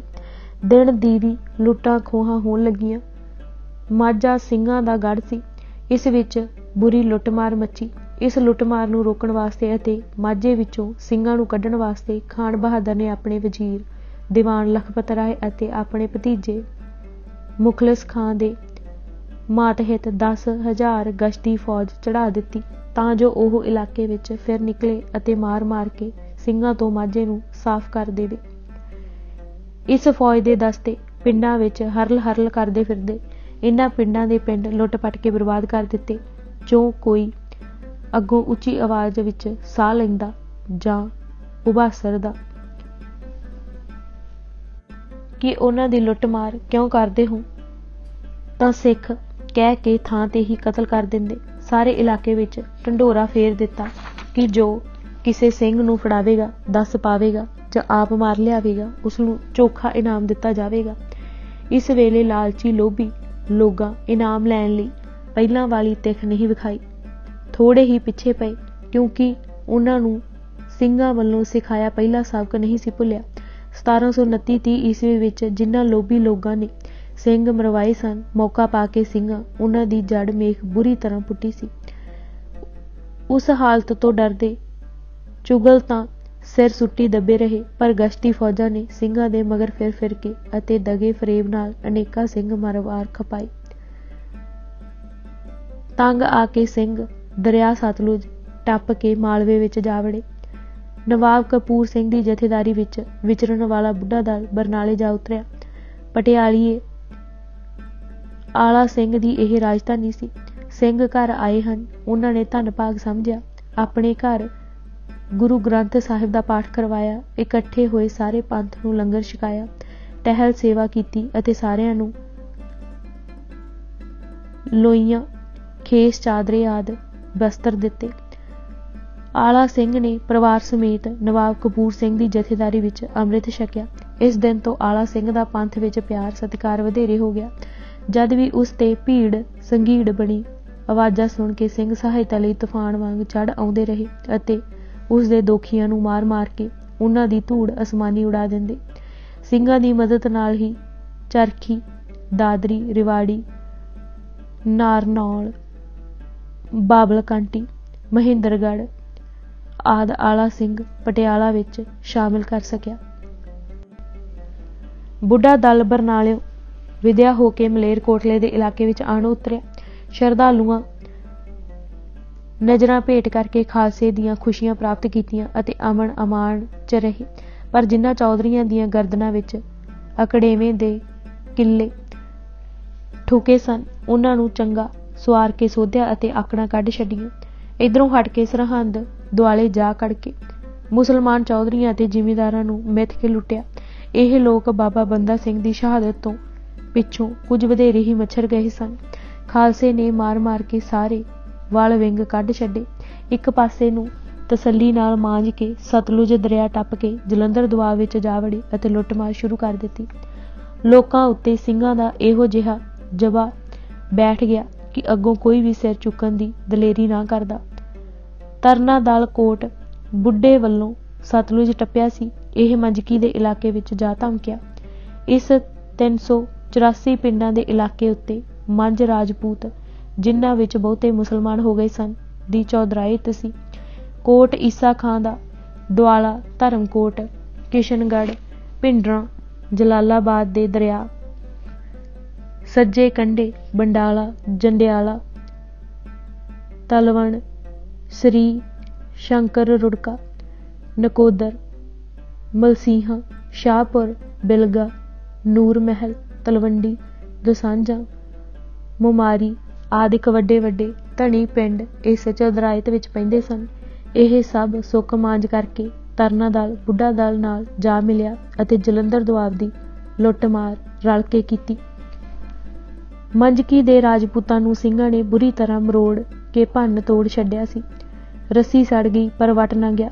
ਅਦੀਨਾ ਬੇਗ ਖਾਂ ਜਦ ਸਾਰੇ ਦੁਆਬੇ ਦਾ ਹਾਕਮ ਹੋ ਗਿਆ ਤਾਂ ਉਹ ਅਦੀਨਾ ਬੇਗ ਨੂੰ ਇੱਕ ਮੁਗਲ ਹਾਕਮ ਦਾ ਪਾਲਕ ਅਰਾਈ ਪੁੱਤਰ ਕਮੀਨੀ ਜਾਤ ਸਮਝ ਕੇ ਸਲਾਮ ਨਹੀਂ ਕਰਦੇ ਸਨ। ਉਸ ਨੇ ਇਹ ਆਕੜ ਤੋਂ ਚਿੜ ਕੇ ਪੋਤ ਗੋਤ ਵਾਲੇ ਜੱਟਾਂ ਨੂੰ ਮੰਜਕੀ ਦੀ ਚੌਧਰਾਇਤ ਦੇ ਦਿੱਤੀ। ਇਹਨਾਂ ਜੱਟਾਂ ਵਿੱਚੋਂ ਰਾਏ ਸਰਜਾ ਅਤੇ ਭਾਗਮਲ ਬੜੇ ਉੱਘੇ ਚੌਧਰੀ ਹੋਏ ਸਨ। ਭਾਗਮਲ ਤੋਂ ਬਾਅਦ ਉਸਦਾ ਪੋਤਰਾ ਸਰਦਾਰ ਗੁਲਾਬ ਸਿੰਘ ਮੰਜਕੀ ਦਾ ਹਾਕਮ ਬਣਿਆ। ਹਰਨਾਮ ਸਿੰਘ, ਮਤਾਬ ਸਿੰਘ ਜੋ ਮਸ਼ਹੂਰ ਚੌਧਰੀ ਹੋਏ ਹਨ, ਇਸ ਦੀ ਔਲਾਦ ਵਿੱਚੋਂ ਸਨ। ਯਾਦ ਰਹੇ ਕਿ ਮੁਲਕ ਦੀ ਵੰਡ ਵੇਲੇ ਮੰਝ ਰਾਜਪੂਤ ਪਾਕਿਸਤਾਨ ਵਿੱਚ ਚਲੇ ਗਏ ਸਨ। ਸ਼੍ਰੀ ਅੰਮ੍ਰਿਤਸਰ ਵੱਲ ਚਾਲੇ। ਮਾਲਵੇ ਅਤੇ ਦੁਆਬੇ ਦੇ ਦੌਰੇ ਵੱਲੋਂ ਵਿਹਲੇ ਹੋ ਕੇ ਦੋਹਾਂ ਦਲਾਂ ਗੁਰਮਤਾ ਪਕਾਇਆ ਕਿ ਇਸ ਸਾਲ ਦੀਪਮਾਲਾ ਦਾ ਮੇਲਾ ਸ਼੍ਰੀ ਅੰਮ੍ਰਿਤਸਰ ਸਾਹਿਬ ਮਨਾਇਆ ਜਾਵੇ। ਦੋਹਾਂ ਦਲਾਂ ਬਿਆਸ ਟੱਪ ਕੇ ਪਹਿਲੇ ਸਰਾਧ ਦਾ ਮੇਲਾ ਗੋਇੰਦਵਾਲ ਸਾਹਿਬ ਆਣ ਕੀਤਾ। ਮਾਲਵੇ ਦੁਆਬੇ ਦੇ ਦੌਰੇ ਵਿੱਚ ਸਿੰਘਾਂ ਹੱਥ ਚੋਖੀ ਮਾਇਆ ਆਈ ਸੀ। ਖੁੱਲ੍ਹੇ ਦਿਲ ਨਾਲ ਬੌਲੀ ਸਾਹਿਬ ਗੁਰਦੁਆਰੇ ਦੀ ਸੇਵਾ ਕੀਤੀ। ਚੌਥੇ ਪੰਜਵੇਂ ਸਰਾਧ ਦਾ ਮੇਲਾ ਖਡੂਰ ਸਾਹਿਬ ਕਰਕੇ ਦੋਵੇਂ ਦਲ ਤਰਨ ਤਾਰਨ ਆ ਗਏ। ਤਰਨਾ ਦਲ ਤਾਂ ਇੱਥੇ ਹੀ ਰਿਹਾ। ਬੁੱਢਾ ਦਲ ਕੂਚ ਕਰਕੇ ਬਾਸਰਕੇ ਬੀੜ ਵਿੱਚ ਜਾ ਉਤਰਿਆ। ਬਾਸਰਕੇ ਦੀ ਲੜਾਈ ਸਿੰਘਾਂ ਦੇ ਉਤਾਰੇ ਦੀ ਸੂਈਆਂ ਝੱਟ ਲਾਹੌਰ ਖਬਰ ਪਹੁੰਚਾ ਦਿੱਤੀ। ਜ਼ਕਰੀਆ ਖਾਂ ਨੇ ਉਸੇ ਵੇਲੇ 7000 ਫੌਜ ਦੇ ਕੇ ਦੀਵਾਨ ਲਖਪਤ ਰਾਏ, ਹੈਬਤ ਖਾਂ, ਸਲਾਬਤ ਖਾਂ, ਕੁਤਬਦੀਨ ਖਾਂ, ਤਤਾਰ ਖਾਨ ਆਦਿ ਜਰਨੈਲਾਂ ਨੂੰ ਸਿੰਘਾਂ ਉੱਤੇ ਹਮਲਾ ਕਰਨ ਲਈ ਚੜ੍ਹਾ ਦਿੱਤਾ। ਲਾਹੌਰੀ ਫੌਜ ਆਈ ਅਤੇ ਬਗੈਰ ਕਿਸੇ ਵਜ੍ਹਾ ਦੇ ਚੁੱਪ ਕੀਤੇ ਬੈਠੇ ਸਿੰਘਾਂ ਉੱਤੇ ਹੱਲਾ ਬੋਲ ਦਿੱਤਾ। ਬੜੀ ਖੂਨ ਡੋਲਵੀਂ ਲੜਾਈ ਹੋਈ। ਸਿੰਘਾਂ ਦੀ ਗਿਣਤੀ ਬਹੁਤ ਘੱਟ ਸੀ ਪਰ ਬੜੀ ਬਹਾਦਰੀ ਨਾਲ ਅਤੇ ਜੀ ਤੋੜ ਕੇ ਲੜੇ। ਦਵੱਲਾ ਬਹੁਤ ਨੁਕਸਾਨ ਹੋਇਆ। ਕੁਤਬਦੀਨ ਅਤੇ ਸਲਾਬਤ ਖਾਂ ਲੜਾਈ ਵਿੱਚ ਮਾਰੇ ਗਏ। ਫੌਜ ਦੇ ਉੱਘੇ ਜਰਨੈਲ ਸਿੰਘਾਂ ਹੱਥੋਂ ਮਾਰੇ ਜਾਣ ਕਰਕੇ ਫੌਜ ਦਿਲ ਛੱਡ ਖਲੋਤੀ ਅਤੇ ਮੈਦਾਨੋਂ ਨੱਸਣ ਵਾਲੀ ਹੀ ਸੀ ਕਿ ਐਨ ਉਸ ਵੇਲੇ ਸੁਮੰਦ ਖਾਂ ਸੱਜਰ ਸ਼ਾਹ ਫੌਜ ਲੈ ਕੇ ਸਹਾਇਤਾ ਲਈ ਆਣ ਪੁੱਜਾ। ਸਿੰਘਾਂ ਨੇ ਹੋਰ ਉਲਝਣ ਦੀ ਥਾਂ ਖਿਸਕ ਜਾਣ ਵਿੱਚ ਹੀ ਫਾਇਦਾ ਸਮਝਿਆ। ਲੜਦੇ ਭਿੜਦੇ ਖੇਮ ਕਰਨ ਵੱਲ ਹੋ ਤੁਰੇ। ਸੁਮੰਦ ਖਾਂ ਦੇ ਆ ਕੇ ਲਾਲ ਕਾਰਨ ਨਾਲ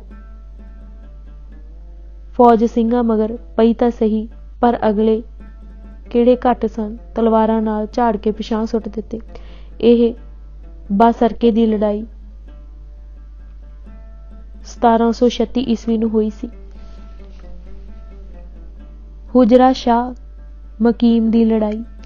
ਜਦ ਤਰਨਾ ਦਲ ਨੂੰ ਖਬਰ ਮਿਲੀ ਕਿ ਬਾਸਰਕੇ ਬੁੱਢਾ ਦਲ ਦੇ ਸਿੰਘਾਂ ਉੱਤੇ ਸ਼ਾਹੀ ਫੌਜ ਨੇ ਹਮਲਾ ਕਰ ਦਿੱਤਾ ਹੈ ਤਾਂ ਉਹ ਖੇਮ ਕਰਨ ਵੱਲ ਚਲੇ ਗਏ। ਤਾਂ ਤਰਨਾ ਦਲ ਉਹਨਾਂ ਦੀ ਸਹਾਇਤਾ ਲਈ ਚੜ੍ਹ ਪਿਆ ਅਤੇ ਖੇਮ ਕਰਨ ਦੋਵੇਂ ਦਲ ਫਿਰ ਇਕੱਠੇ ਹੋ ਗਏ। ਸੁਮੰਦ ਖਾਂ ਨੂੰ ਜਵਾਈ ਮਰੇ ਦਾ ਗੁੱਸਾ ਸੀ। ਲਖਪਤ ਰਾਏ ਵਾਲੀ ਫੌਜ ਨੂੰ ਨਾਲ ਲੈ ਕੇ ਲਖਪਤ ਰਾਏ ਦੀ ਕਮਾਨ ਥੱਲੇ ਫੌਜ ਸਿੰਘਾਂ ਦੇ ਮਗਰ ਚੜ੍ਹਾ ਲਈ। ਅੱਗੇ ਅੱਗੇ ਸਿੰਘ ਅਤੇ ਪਿੱਛੇ ਪਿੱਛੇ ਲਾਹੌਰ ਦੀਆਂ ਗਸ਼ਤੀ ਫੌਜਾਂ ਆ ਰਹੀਆਂ ਸਨ। ਸਿੰਘਾਂ ਦੇ ਦਲ ਚੂਣੀਆਂ ਦੇ ਇਲਾਕੇ ਵਿੱਚ ਜਾ ਵੜੇ। ਸ਼ਾਹੀ ਫੌਜ ਹੁਣ ਲਾਹੌਰੋਂ ਕਾਫੀ ਦੂਰ ਆ ਗਈ ਸੀ ਅਤੇ ਛੇਤੀ ਕਿਸੇ ਕੋਈ ਮਦਦ ਦੇ ਪਹੁੰਚਣ ਦੀ ਆਸ ਵੀ ਨਹੀਂ ਸੀ। ਹੁਜਰਾ ਸ਼ਾਹ ਮਕੀਮ ਦੇ ਲਾਗੇ ਜਾ ਕੇ ਦੋਵੇਂ ਦਲ ਰੁਕ ਗਏ ਤਾਂ ਕਿ ਮਗਰ ਆ ਰਹੀ ਫੌਜ ਨਾਲ ਦੋ ਹੱਥ ਕਰ ਲਏ ਜਾਣ। ਮੁਗਲ ਫੌਜ ਜਿੱਤ ਦੇ ਜੋਸ਼ ਵਿੱਚ ਆ ਰਹੀ ਸੀ। ਦੂਜੇ ਪਾਸੇ ਸਿੰਘਾਂ ਨੂੰ ਬਾਸਰਕੇ ਦੀ ਹਾਰ ਦਾ ਗੁੱਸਾ ਸੀ। ਦੋਵੇਂ ਧਿਰਾਂ ਇੱਕ ਦੂਜੇ ਤੇ ਸ਼ੇਰਾਂ ਵਾਂਗ ਟੁੱਟ ਪਈਆਂ। ਸਿੱਖ ਇਸ ਬਹਾਦਰੀ ਨਾਲ ਲੜੇ ਕਿ ਸ਼ਾਹੀ ਫੌਜ ਦੇ ਹਜ਼ਾਰਾਂ ਸੂਰਮੇ ਧਰਤੀ ਤੇ ਵਿਛਾ ਦਿੱਤੇ। ਜਮਾਲ ਖਾਂ, ਤਤਾਰ ਖਾਂ, ਦੁਨੀ ਚੰਦ ਵਰਗੇ ਜਰਨੈਲ ਮਾਰੇ ਗਏ। ਫੌਜ ਦੇ ਪੈਰ ਉਖੜ ਗਏ। ਆਪਣੇ ਮੁਰਦੇ ਅਤੇ ਜ਼ਖਮੀ ਛੱਡ ਕੇ ਫੌਜ ਲਾਹੌਰ ਵੱਲ ਨੱਸ ਗਈ। ਸਿੰਘਾਂ ਦੀ ਮੁਕੰਮਲ ਜਿੱਤ ਹੋਈ। ਇਸ ਹਾਰੀ ਹੋਈ ਫੌਜ ਦਾ ਬਹੁਤ ਸਾਰਾ ਸਮਾਨ ਅਤੇ ਘੋੜੇ ਸਿੰਘਾਂ ਦੇ ਹੱਥ ਆਏ। ਇਹ ਸਭ ਕੁਝ ਸਮੇਟ ਕੇ ਸਿੰਘਾਂ ਅੰਮ੍ਰਿਤਸਰ ਵੱਲ ਧਾਈ ਕਰ ਲਈ। ਮਾਝੇ ਵਿੱਚ ਦੀ ਆਕੀਆਂ ਦੀ ਆਕੜ ਭਾਂਦੇ ਆ ਰਹੇ ਸਨ ਕਿ ਸਮਦ ਖਾਂ, ਸੱਜਦ ਸ਼ਾਹ ਅਤੇ ਪਹਿਲਾਂ ਨਾਲੋਂ ਕਿਤੇ ਜ਼ਿਆਦਾ ਸ਼ਾਹੀ ਫੌਜ ਲੈ ਕੇ ਚੜ੍ਹ ਆਇਆ। ਇਸ ਭੇਤ ਦਾ ਅੱਜ ਤੱਕ ਪਤਾ ਨਹੀਂ ਲੱਗਾ ਕਿ ਇੰਨੀ ਫੌਜ ਨਾਲ ਹੁੰਦਿਆਂ ਸੁੰਦਿਆਂ ਵੀ ਸਮੰਦ ਖਾਂ ਵਰਗੇ ਦਲੇਰ ਜਰਨੈਲ ਨੇ ਸਿੰਘਾਂ ਦਾ ਰਾਹ ਕਿਉਂ ਨਹੀਂ ਰੋਕਿਆ। ਸਿੰਘ ਅੰਮ੍ਰਿਤਸਰੋਂ ਅੱਗੇ ਰਿਆੜਕੀ ਨੂੰ ਨਿਕਲ ਗਏ ਅਤੇ ਕਲਾਨੌਰ, ਗੁਰਦਾਸਪੁਰ, ਪਠਾਨਕੋਟ ਜਾ ਲੁੱਟੇ। ਫਿਰ ਦਰਿਆ ਰਾਵੀ ਟੱਪ ਕੇ ਪਸਰੂਰ, ਸਿਆਲਕੋਟ, ਅਲੀਗੜ੍ਹ, ਵਜ਼ੀਰਾਬਾਦ ਦੇ ਇਲਾਕਿਆਂ ਨੂੰ ਬੁਰੀ ਤਰ੍ਹਾਂ ਜਾ ਲੁੱਟਿਆ। ਮਾਝੇ, ਰਿਆੜਕੀ ਅਤੇ ਰਚਨਾ ਦੁਆਬ ਦੇ ਵੱਡੇ ਵੱਡੇ ਮੁਸਲਮਾਨ ਜ਼ਿਮੀਂਦਾਰ ਅਤੇ ਚੌਧਰੀ ਲਾਹੌਰ ਜ਼ਕਰੀਆ ਖਾਂ ਪਾਸ ਜਾ ਪਿੱਟੇ ਕਿ ਸਾਨੂੰ ਸਿੰਘਾਂ ਤੋਂ ਬਚਾਓ। ਇਹਨਾਂ ਨਾਲ ਅੱਗੇ ਵਾਂਗ ਸੁਲ੍ਹਾ ਸਫਾਈ ਕਰ ਲਵੋ ਜਾਂ ਫਿਰ ਕੋਈ ਐਸੀ ਵੱਡੀ ਮੁਹਿੰਮ ਇਹਨਾਂ ਵਿਰੁੱਧ ਚੜਾਓ ਜੋ ਇਹਨਾਂ ਦਾ ਖੁਰਾ ਖੋਜ ਪੰਜਾਬ ਵਿੱਚੋਂ ਮਿਟਾ ਦੇਵੇ। ਖਾਨ ਬਹਾਦਰ ਤਾਂ ਅੱਗੇ ਹੀ ਆਪਣੇ ਵੱਲੋਂ ਪੂਰੀ ਵਾਹ ਲਾ ਥੱਕਿਆ ਸੀ। ਉਸ ਦੀਆਂ ਗਸ਼ਤੀ ਫੌਜਾਂ ਨੇ ਵੀ ਕੋਈ ਨਾਮ ਨਾ ਖੱਟਣ ਵਾਲਾ ਕੰਮ ਨਹੀਂ ਸੀ ਕੀਤਾ। ਉਲਟਾ ਮਾਰ ਖਾ ਕੇ ਮੁੜਦੀਆਂ ਰਹੀਆਂ। ਦਿੱਲੀ ਦੀ ਸ਼ਾਹੀ ਫੌਜ ਸਿੰਘਾਂ ਨੂੰ ਮਾਰ ਮੁਕਾਉਣ ਆਈ ਵੀ ਝੱਖ ਮਾਰ ਕੇ ਮੁੜ ਆਈ ਸੀ। ਲੋਕ ਵੀ ਸੱਚੇ ਸਨ। ਖਾਨ ਬਹਾਦਰ ਵੀ ਸੱਚਾ। ਕਰੇ ਤੇ ਕੀ ਕਰੇ। ਅੰਮ੍ਰਿਤਸਰ ਸ਼ਾਹੀ ਕਬਜ਼ੇ ਵਿੱਚ। ਰੋਜ਼ ਦੀਆਂ ਸ਼ਿਕਾਇਤਾਂ ਅਤੇ ਸਿੰਘਾਂ ਦੀਆਂ ਦਿਨ ਬ ਦਿਨ ਵੱਧਦੀਆਂ ਕਾਰਵਾਈਆਂ ਤੋਂ ਖਾਨ ਬਹਾਦਰ ਬਹੁਤ ਦੁਖੀ ਸੀ। ਇਸ ਪਰੇਸ਼ਾਨੀ ਦੀ ਹਾਲਤ ਵਿੱਚ ਇੱਕ ਦਿਨ ਉਸਨੇ ਸਿਆਣੇ ਵੇ ਮੌਲਵੀਆਂ, ਕਾਜ਼ੀਆਂ ਅਤੇ ਨਜੂਮੀਆਂ ਨੂੰ ਆਪਣੇ ਦਰਬਾਰ ਵਿੱਚ ਬੁਲਾ ਕੇ ਪੁੱਛਿਆ ਕਿ ਇਹ ਸਿੰਘ ਇੰਨੇ ਮਾਰ ਖਪਾਏ ਹਨ, ਘਰਾਂ ਘਾਟਾਂ ਤੋਂ ਕੱਢ ਛੱਡੇ ਹਨ, ਕਿਧਰੇ ਮੁੱਕਣ ਵਿੱਚ ਨਹੀਂ ਆਉਂਦੇ, ਸਗੋਂ ਰੋਜ਼ ਬਰੋਜ਼ ਵੱਧਦੇ ਹੀ ਜਾਂਦੇ ਹਨ। ਇਸ ਦਾ ਕੀ ਕਾਰਨ ਹੈ? ਤੁਸੀਂ ਦੱਸੋ ਕਿ ਇਹਨਾਂ ਨੂੰ ਕਿਵੇਂ ਮੁਕਾਇਆ ਜਾਵੇ। ਅੱਗੋਂ ਉਹਨਾਂ ਜਵਾਬ ਦਿੱਤਾ ਕਿ ਇਹਨਾਂ ਦਾ ਗੁਰੂ ਅੰਮ੍ਰਿਤਸਰ ਵਿਖੇ ਇੱਕ ਸਰੋਵਰ ਬਣਾ ਕੇ ਉਸ ਵਿੱਚ ਆਬੇ ਹਯਾਤ ਪਾ ਗਿਆ ਹੈ। ਉੱਥੋਂ ਨਹਾ ਕੇ ਅਤੇ ਆਬੇ ਹਯਾਤ ਪੀ ਕੇ ਅਮਰ ਹੋ ਜਾਂਦੇ ਹਨ। ਫਿਰ ਇਹ ਕਿਸੇ ਦੇ ਮਰਨ ਗੋਚਰੇ ਨਹੀਂ ਰਹਿ ਜਾਂਦੇ। ਇਹਨਾਂ ਦੇ ਨਾ ਮਰਨ ਅਤੇ ਵਧੀ ਜਾਣ ਦਾ ਇਹੋ ਕਾਰਨ ਹੈ। ਜੇ ਸਿੰਘਾਂ ਦਾ ਅੰਮ੍ਰਿਤਸਰ ਜਾਣਾ ਬੰਦ ਕਰ ਦਈਏ ਤਾਂ ਫਿਰ ਉਸ ਆਬੇ ਹਯਾਤ ਵਾਲੇ ਤਲਾਬ ਵਿੱਚ ਨਾ ਨਹਾ ਸਕਣਗੇ ਅਤੇ ਨਾ ਹੀ ਉਸ ਚੋਂ ਆਬੇ ਹਯਾਤ ਪੀ ਸਕਣਗੇ। ਫਿਰ ਇਹਨਾਂ ਵਿਰੁੱਧ ਕਿਸੇ ਮੁਹਿੰਮ ਦੀ ਲੋੜ ਨਹੀਂ। ਅੱਲਾ ਦੇ ਫਜ਼ਲ ਨਾਲ ਆਪਣੇ ਆਪ ਹੀ ਖਤਮ ਹੋ ਜਾਣਗੇ। ਮੌਲਵੀਆਂ, ਨਜੂਮੀਆਂ ਅਤੇ ਕਾਜ਼ੀਆਂ ਦੀ ਇਹ ਦਲੀਲ ਸੁਣ ਕੇ ਖਾਨ ਬਹਾਦਰ ਨੇ ਕਾਜ਼ੀ ਅਬਦੁਰ ਰਹਿਮਾਨ ਅਤੇ ਮੁਹੰਮਦ ਬਖਸ਼ ਨੂੰ 2000 ਸ਼ਾਹੀ ਫੌਜ ਦੇ ਕੇ ਅੰਮ੍ਰਿਤਸਰ ਨੂੰ ਕਬਜ਼ੇ ਵਿੱਚ ਲੈਣ ਲਈ ਭੇਜਿਆ। ਨਾਲ ਹੀ ਪਕਿਆਈ ਕੀਤੀ ਕਿ ਕੋਈ ਸਿੱਖ ਅੰਮ੍ਰਿਤਸਰ ਦੇ ਲਾਗੇ ਵੀ ਨਾ ਫਟਕਣ ਦਿੱਤਾ ਜਾਵੇ। ਉਹਨਾਂ ਆਉਂਦਿਆਂ ਹੀ ਸ਼ਹਿਰ ਤੇ ਕਬਜ਼ਾ ਕਰ ਲਿਆ ਅਤੇ ਸਰੋਵਰ ਦੁਆਲੇ ਸਖਤ ਪਹਿਰਾ ਬਿਠਾ ਦਿੱਤਾ ਕਿ ਕੋਈ ਸਿੱਖ ਉਸ ਵਿੱਚ ਇਸ਼ਨਾਨ ਨਾ ਕਰ ਸਕੇ ਅਤੇ ਉਸ ਚੋਂ ਅੰਮ੍ਰਿਤ ਨਾ ਪੀ ਸਕੇ। ਇਸ ਅਤੀ ਔਖ ਦੇ ਸਮੇਂ ਵੀ ਭਾਈ ਮਨੀ ਸਿੰਘ ਜੀ ਆਪਣੇ ਚੰਦ ਸਾਧੂ ਸੰਤ ਸਾਥੀਆਂ ਅਤੇ ਮੁਸਲਮਾਨ ਫਕੀਰਾਂ ਜੋ ਭਾਈ ਸਾਹਿਬ ਦੇ ਵਿਸ਼ਾਲ ਹਿਰਦਾ, ਸਰਵ ਪ੍ਰੇਮੀ, ਜਾਰੋਂ ਬਾਤਨ ਏਕ, ਅੰਦਰੋਂ ਬਾਹਰੋਂ ਇੱਕੋ ਰੂਪ ਦੇ ਦੈਵੀ ਗੁਣਾਂ ਕਾਰਨ ਨਾਲ ਬੜੇ ਪਿਆਰ ਸਤਿਕਾਰ ਨਾਲ ਅੰਮ੍ਰਿਤਸਰ ਰਹਿੰਦੇ ਸਨ। 1721 ਈਸਵੀ ਤੋਂ ਹਰਿਮੰਦਰ ਸਾਹਿਬ ਦੀ ਸੇਵਾ ਕਰਦੇ ਆ ਰਹੇ ਸਨ ਅਤੇ ਲੰਗਰ ਵੀ ਚਲਾ ਰਹੇ ਸਨ। ਇਹਨਾਂ ਦਾ ਪੋਸ਼ਾਕਾ ਸਿੱਧਾ ਸਾਦਾ ਅਤੇ ਸਫੇਦ ਦਸਤਾਰ ਸਾਧੂਆਂ ਵਾਲਾ ਸੀ। ਰਾਠ ਸਿੰਘਾਂ ਦੇ ਬਸਤਰਾਂ ਤੇ ਖਾਸ ਕਰ ਦਸਤਾਰ ਦਾ ਫਰਕ ਸੀ। ਸ਼੍ਰੀ ਦਰਬਾਰ ਸਾਹਿਬ ਤੇ ਕਬਜ਼ਾ ਹੋ ਜਾਣ ਤੇ ਵੀ ਇਹਨਾਂ ਨੂੰ ਜਾਂ ਇਹਨਾਂ ਦੇ ਨਿਰਮਲੇ ਉਦਾਸੀ ਸਾਥੀਆਂ ਨੂੰ ਕਿਸੇ ਨੇ ਕੁਝ ਨਾ ਕਿਹਾ। ਕਾਜ਼ੀ ਅਬਦੁਰ ਰਹਿਮਾਨ ਬੜਾ ਮੁਅੱਤਸਬੀ ਅਤੇ ਸਿੰਘਾਂ ਦਾ ਵੱਡਾ ਵੈਰੀ ਸੀ। ਉਹ ਸਮਝੀ ਬੈਠਾ ਸੀ ਕਿ ਬਸ ਹੁਣ ਸਿੱਖ ਖਤਮ ਹੋਏ ਕੀ ਹੋਏ। ਇਸ ਨੇ ਇੱਕ ਦਿਨ ਲੋਕਾਂ ਵਿੱਚ ਖਲੋ ਕੇ ਕਿਹਾ, ਜੇ ਕੋਈ ਸਿੰਘ ਹੁਣ ਅੰਮ੍ਰਿਤਸਰ ਆ ਕੇ ਇਸ਼ਨਾਨ ਕਰ ਜਾਏ ਤਾਂ ਮੈਂ ਉਸਨੂੰ ਅਸਲ ਸਿੰਘ ਸਮਝਾਂਗਾ, ਨਹੀਂ ਤਾਂ ਇਹ ਨਿਰੋਲ ਗਿੱਦੜ ਹਨ। ਸ਼ੇਰ ਨਾਮ ਨੂੰ ਸਿਰਫ ਲਾਜ ਹੀ ਰਾ ਰਹੇ ਹਨ। ਕਾਜੀ ਦੀ ਇਹ ਹੰਕਾਰ ਭਰੀ ਬਕਵਾਸ ਉੜਦੀ ਉੜਦੀ ਖਾਲਸਾ ਦਲ ਵਿੱਚ ਪਹੁੰਚ ਗਈ। ਸਿੰਘਾਂ ਦੀ ਜੂਹ ਵਿੱਚ ਕਾਜੀ ਦੀ ਬੜਕ ਸਰਦਾਰ ਸੁੱਖਾ ਸਿੰਘ ਮਾੜੀ ਕੰਬੋਕੀ ਅਤੇ ਸਰਦਾਰ ਥਰਾਜ ਆਪਣੇ ਵਰਗੇ ਮਣਚਲੇ 50 ਸਿੰਘਾਂ ਦਾ ਜਥਾ ਲੈ ਕੇ ਇਸ਼ਨਾਨ ਕਰਨ ਵਾਸਤੇ ਅੰਮ੍ਰਿਤਸਰ ਸਾਹਿਬ ਨੂੰ ਤੁਰ ਪਏ। ਕਰੀਬ ਪਹੁੰਚ ਕੇ ਜਥੇ ਨੂੰ ਤਾਂ ਚਾਟੀਵਿੰਡ ਦਰਵਾਜ਼ੋਂ ਬਾਹਰ ਖਿਲਾਰ ਦਿੱਤਾ ਤੇ ਆਪ ਦੋਵੇਂ ਭੇਸ ਬਦਲ ਕੇ ਘੋੜਿਆਂ ਤੇ ਚੜ੍ਹਾਈ ਸਰੋਵਰ ਤੇ ਪੁੱਜੇ। ਅਜੇ ਰਾਤ ਦਾ ਪਿਛਲਾ ਪਹਿਰ ਭਾਵ ਅੰਮ੍ਰਿਤ ਵੇਲਾ ਹੀ ਸੀ। ਸ਼ਾਹੀ ਸੈਨਾ ਦੇ ਸਿਪਾਹੀ ਇਸ ਹੰਕਾਰ ਵਿੱਚ ਮਸਤ ਸਨ ਕਿ ਸਿੱਖਾਂ ਦੀ ਕੀ ਮਜਾਲ ਕਿ ਨਜ਼ਦੀਕ ਦੀ ਵੀ ਫੜਕ ਜਾਣ। ਇਸ਼ਨਾਨ ਕਰਨਾ ਤਾਂ ਇੱਕ ਪਾਸੇ ਰਿਹਾ, ਆਪਣੇ ਤੰਬੂਆਂ ਵਿੱਚ ਬੇਫਿਕਰ ਸੁੱਤੇ ਪਏ ਸਨ। ਦੋਹਾਂ ਸਿੰਘਾਂ ਨੇ ਪਹਿਲਾਂ ਅੰਮ੍ਰਿਤ ਰੂਪੀ ਜਲ ਘੋੜਿਆਂ ਨੂੰ ਪਿਆਇਆ ਅਤੇ ਫਿਰ ਇਸ਼ਨਾਨ ਪਾਣ ਕੀਤਾ। ਅੰਮ੍ਰਿਤਸਰ ਸਾਹਿਬ ਨੂੰ ਦੂਰੋਂ ਹੀ ਨਮਸਕਾਰ ਕੀਤਾ ਅਤੇ ਜੈਕਾਰੇ ਛੱਡਦੇ ਘੋੜਿਆਂ ਤੇ ਸਵਾਰ ਹੋ ਕੇ ਕਾਜੀ ਨੂੰ ਵੰਗਾਰਦੇ ਹੋਏ ਕਿ ਤੇਰੇ ਕੁੱਥਾਂ ਲੱਗਦੇ ਅਸੀਂ ਇਸ਼ਨਾਨ ਕਰ ਚੱਲੇ ਹਾਂ। ਬਣ ਪਿਓ ਦਾ ਪੁੱਤ ਅਤੇ ਹੋ ਸ਼ੇਰਾਂ ਦੇ ਸਾਹਮਣੇ ਘੂਕ ਸੁੱਤਿਆਂ ਜਦ ਅਚਨਚੇਤ ਜੈਕਾਰੇ ਸੁਣੇ, ਸ਼ਾਹੀ ਸੈਨਾ ਵਿੱਚ ਹਲਚਲ ਮਚ ਗਈ। ਬਚ ਜੋ ਬਚ ਜੋ, ਸਿੰਘ ਆ ਗਏ, ਸਿੰਘ ਆ ਪਏ ਦੇ ਆਵਾਜ਼ਾਂ ਨਾਲ ਭਗਦੜ ਮਚ ਗਈ। ਜਿਸ ਪਾਸੇ ਕਿਸੇ ਦਾ ਮੂੰਹ ਹੋਇਆ ਛੂਟਾ ਲਾ ਗਿਆ। ਕਾਜੀ ਅਬਦੁਰ ਰਹਿਮਾਨ ਵੀ ਘਬਰਾ ਗਿਆ, ਪਰ ਦੂਜਿਆਂ ਤੋਂ ਆਪਣਾ ਡਰ ਅਤੇ ਬੁਜ਼ਦਿਲੀ ਲੁਕਾਉਣ ਲਈ ਭੱਜਦਿਆਂ ਮੁਸਲਮਾਨਾਂ ਨੂੰ ਹੱਲਾਸ਼ੇਰੀ ਦਿੰਦਾ ਹੋਇਆ ਲਲਕਾਰਨ ਲੱਗਾ ਕਿ ਗਾਜੀਓ ਭੱਜੋ ਨਾ, ਸਿੰਘ ਥੋੜੇ ਹੀ ਹਨ, ਤਕੜੇ ਹੋ ਕੇ ਫੜ ਲਵੋ, ਨਿਕਲ ਨਾ ਜਾਣ। ਸਿੰਘ ਜੇ ਚਾਹੁੰਦੇ ਤਾਂ ਚੁੱਪਚਾਪ ਹਨੇਰੇ ਵਿੱਚ ਅਲੋਪ ਹੋ ਸਕਦੇ ਸਨ, ਪਰ ਉਹਨਾਂ ਨੇ ਮਤਾ ਪਕਾ ਲਿਆ ਸੀ ਕਿ ਖਾਲੀ ਨਾ ਮੁੜੀਏ। ਕਾਜੀ ਨੂੰ ਸਿੰਘਾਂ ਵਾਲਾ ਨਜ਼ਾਰਾ ਵਿਖਾ ਕੇ ਹੀ ਜਾਈਏ। ਕੀ ਕਹੇਗਾ ਕਿ ਚੁੱਪ ਚਪੀਤੇ ਇਸ਼ਨਾਨ ਕਰਕੇ ਚਲੇ ਗਏ। ਚਾਟੀਵਿੰਡ ਦਰਵਾਜ਼ਿਓਂ ਬਾਹਰ ਹੋ ਕੇ ਜੈਕਾਰੇ ਛੱਡੇ। ਕਾਜੀ ਅਤੇ ਉਸਦਾ ਪੁੱਤਰ ਫੌਜ ਨੂੰ ਡੁੱਕਰ ਕੇ ਉਸ ਪਾਸੇ ਵੱਲ ਵਧੇ। ਉਹ ਦਰਵਾਜ਼ਿਓਂ ਬਾਹਰ ਨਿਕਲੇ ਹੀ ਸਨ ਕਿ ਤੇਗਾਂ ਸੂਤੀ ਤਿਆਰ ਖੜੇ ਸਿੰਘ ਵਧਿਆ ਰਹੇ ਦੁਸ਼ਮਣਾਂ ਤੇ ਸ਼ੇਰਾਂ ਵਾਂਗ ਝਪਟ ਪਏ। ਥੋੜਾ ਚਿਰ ਖੂਬ ਤਲਵਾਰ ਚੱਲੀ। ਸਿੰਘਾਂ ਆਪਣੀਆਂ ਰੀਝਾਂ ਲਾਈਆਂ। ਸ਼ਾਹੀ ਸੈਨਾ ਦੇ ਲਗਭਗ 100 ਦੇ ਕਰੀਬ ਆਦਮੀ ਫੱਟੜ ਹੋਏ ਜਾਂ ਮਾਰੇ ਗਏ। ਕਾਜੀ ਅਬਦੁਰ ਰਹਿਮਾਨ ਅਤੇ ਉਸਦਾ ਪੁੱਤਰ ਵੀ ਮਾਰੇ ਗਏ। ਚਾਨਣ ਹੋਣ ਤੋਂ ਪਹਿਲਾਂ ਹੀ ਸਿੰਘ ਸ਼ੂਟ ਮਾਰ ਕੇ ਜੰਗਲ ਵਿੱਚ ਜਾ ਵੜੇ। ਸ਼ਾਹੀ ਸੈਨਾ ਨੂੰ ਹਿੰਮਤ ਨਾ ਹੋਈ ਕਿ ਸਿੰਘਾਂ ਦਾ ਪਿੱਛਾ ਕਰਨ ਲਈ ਜੰਗਲ ਵਿੱਚ ਚਲੇ ਜਾਣ। ਜੰਗਲ ਵਿੱਚ ਵੜਨਾ ਤਾਂ ਉਹਨਾਂ ਨੂੰ ਮੌਤ ਵਿਖਾਲੀ ਦਿੰਦਾ ਸੀ। ਫੜਾ ਮਾਰਨ ਵਾਲੇ ਕਾਜੀ ਨੇ ਆਪ ਤਾਂ ਮਰਨਾ ਹੀ ਸੀ, ਨਾਲ ਪੁੱਤ ਨੂੰ ਵੀ ਲੈ ਡੁੱਬਾ। 100 ਕੁ ਹੋਰ ਬੰਦੇ ਸਿਰ ਚੀਰ ਪਾੜ ਕੇ ਸੁੱਟ ਗਏ ਸਨ। ਜਦ ਇਸ ਘਟਨਾ ਦੀ ਖਬਰ ਲਾਹੌਰ ਪੁੱਜੀ, ਜ਼ਕਰੀਆ ਖਾਂ ਨੇ ਗਸ਼ਤੀ ਫੌਜਾਂ ਦੀ ਗਿਣਤੀ ਹੋਰ ਵਧਾ ਦਿੱਤੀ। ਅਫਸਰਾਂ ਨੂੰ ਡਾਢੀ ਸਖਤੀ ਕਰਨ ਦਾ ਹੁਕਮ ਦਿੱਤਾ। ਸਿੰਘਾਂ ਦੀ ਗਿਣਤੀ ਫੌਜ ਦੇ ਮੁਕਾਬਲੇ ਵਿੱਚ ਬਹੁਤ ਥੋੜ੍ਹੀ ਸੀ। ਸਿੰਘ ਵਕਤ ਵਿਚਾਰ ਕੇ ਦਰਿਆ ਸਤਲੁਜ ਟੱਪ ਕੇ ਮਾਲਵੇ ਨੂੰ ਚਲੇ ਗਏ ਅਤੇ ਲੁੱਟਮਾਰ ਕਰਦੇ ਹੋਏ ਹਾਂਸੀ ਹਿਸਾਰ ਤੱਕ ਇਲਾਕੇ ਸੁੱਕ-ਮਾਂਜ ਕਰ ਦਿੱਤੇ।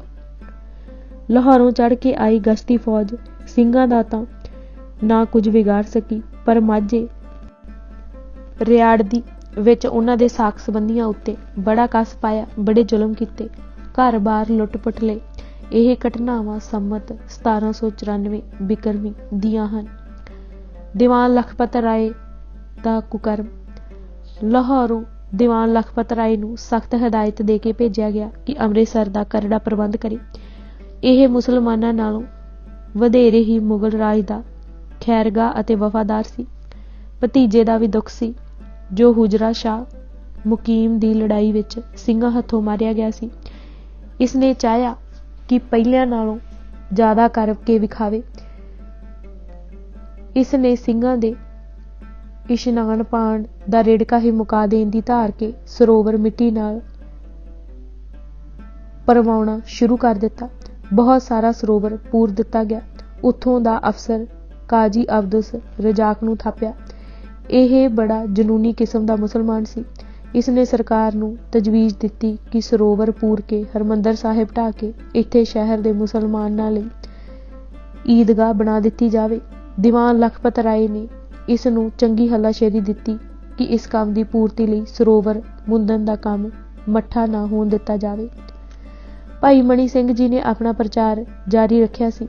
ਜਦ ਕੋਈ ਮੁਸਲਮਾਨ ਦਰਬਾਰ ਸਾਹਿਬ ਦੀ ਬੇਅਦਬੀ ਕਾਰਨ ਆਉਂਦਾ ਤਾਂ ਉਸ ਨੂੰ ਬੜੀ ਹਲੀਮੀ ਅਤੇ ਮਿੱਠੀ ਬੋਲੀ ਨਾਲ ਸੂਫੀ ਸੰਤਾਂ ਫਕੀਰਾਂ ਵਾਲੀਆਂ ਗੱਲਾਂ ਬਿਨਾਂ ਪੱਖਪਾਤ ਦੇ ਸੁਣਾ ਕੇ ਮੋਮ ਕਰ ਲੈਂਦੇ।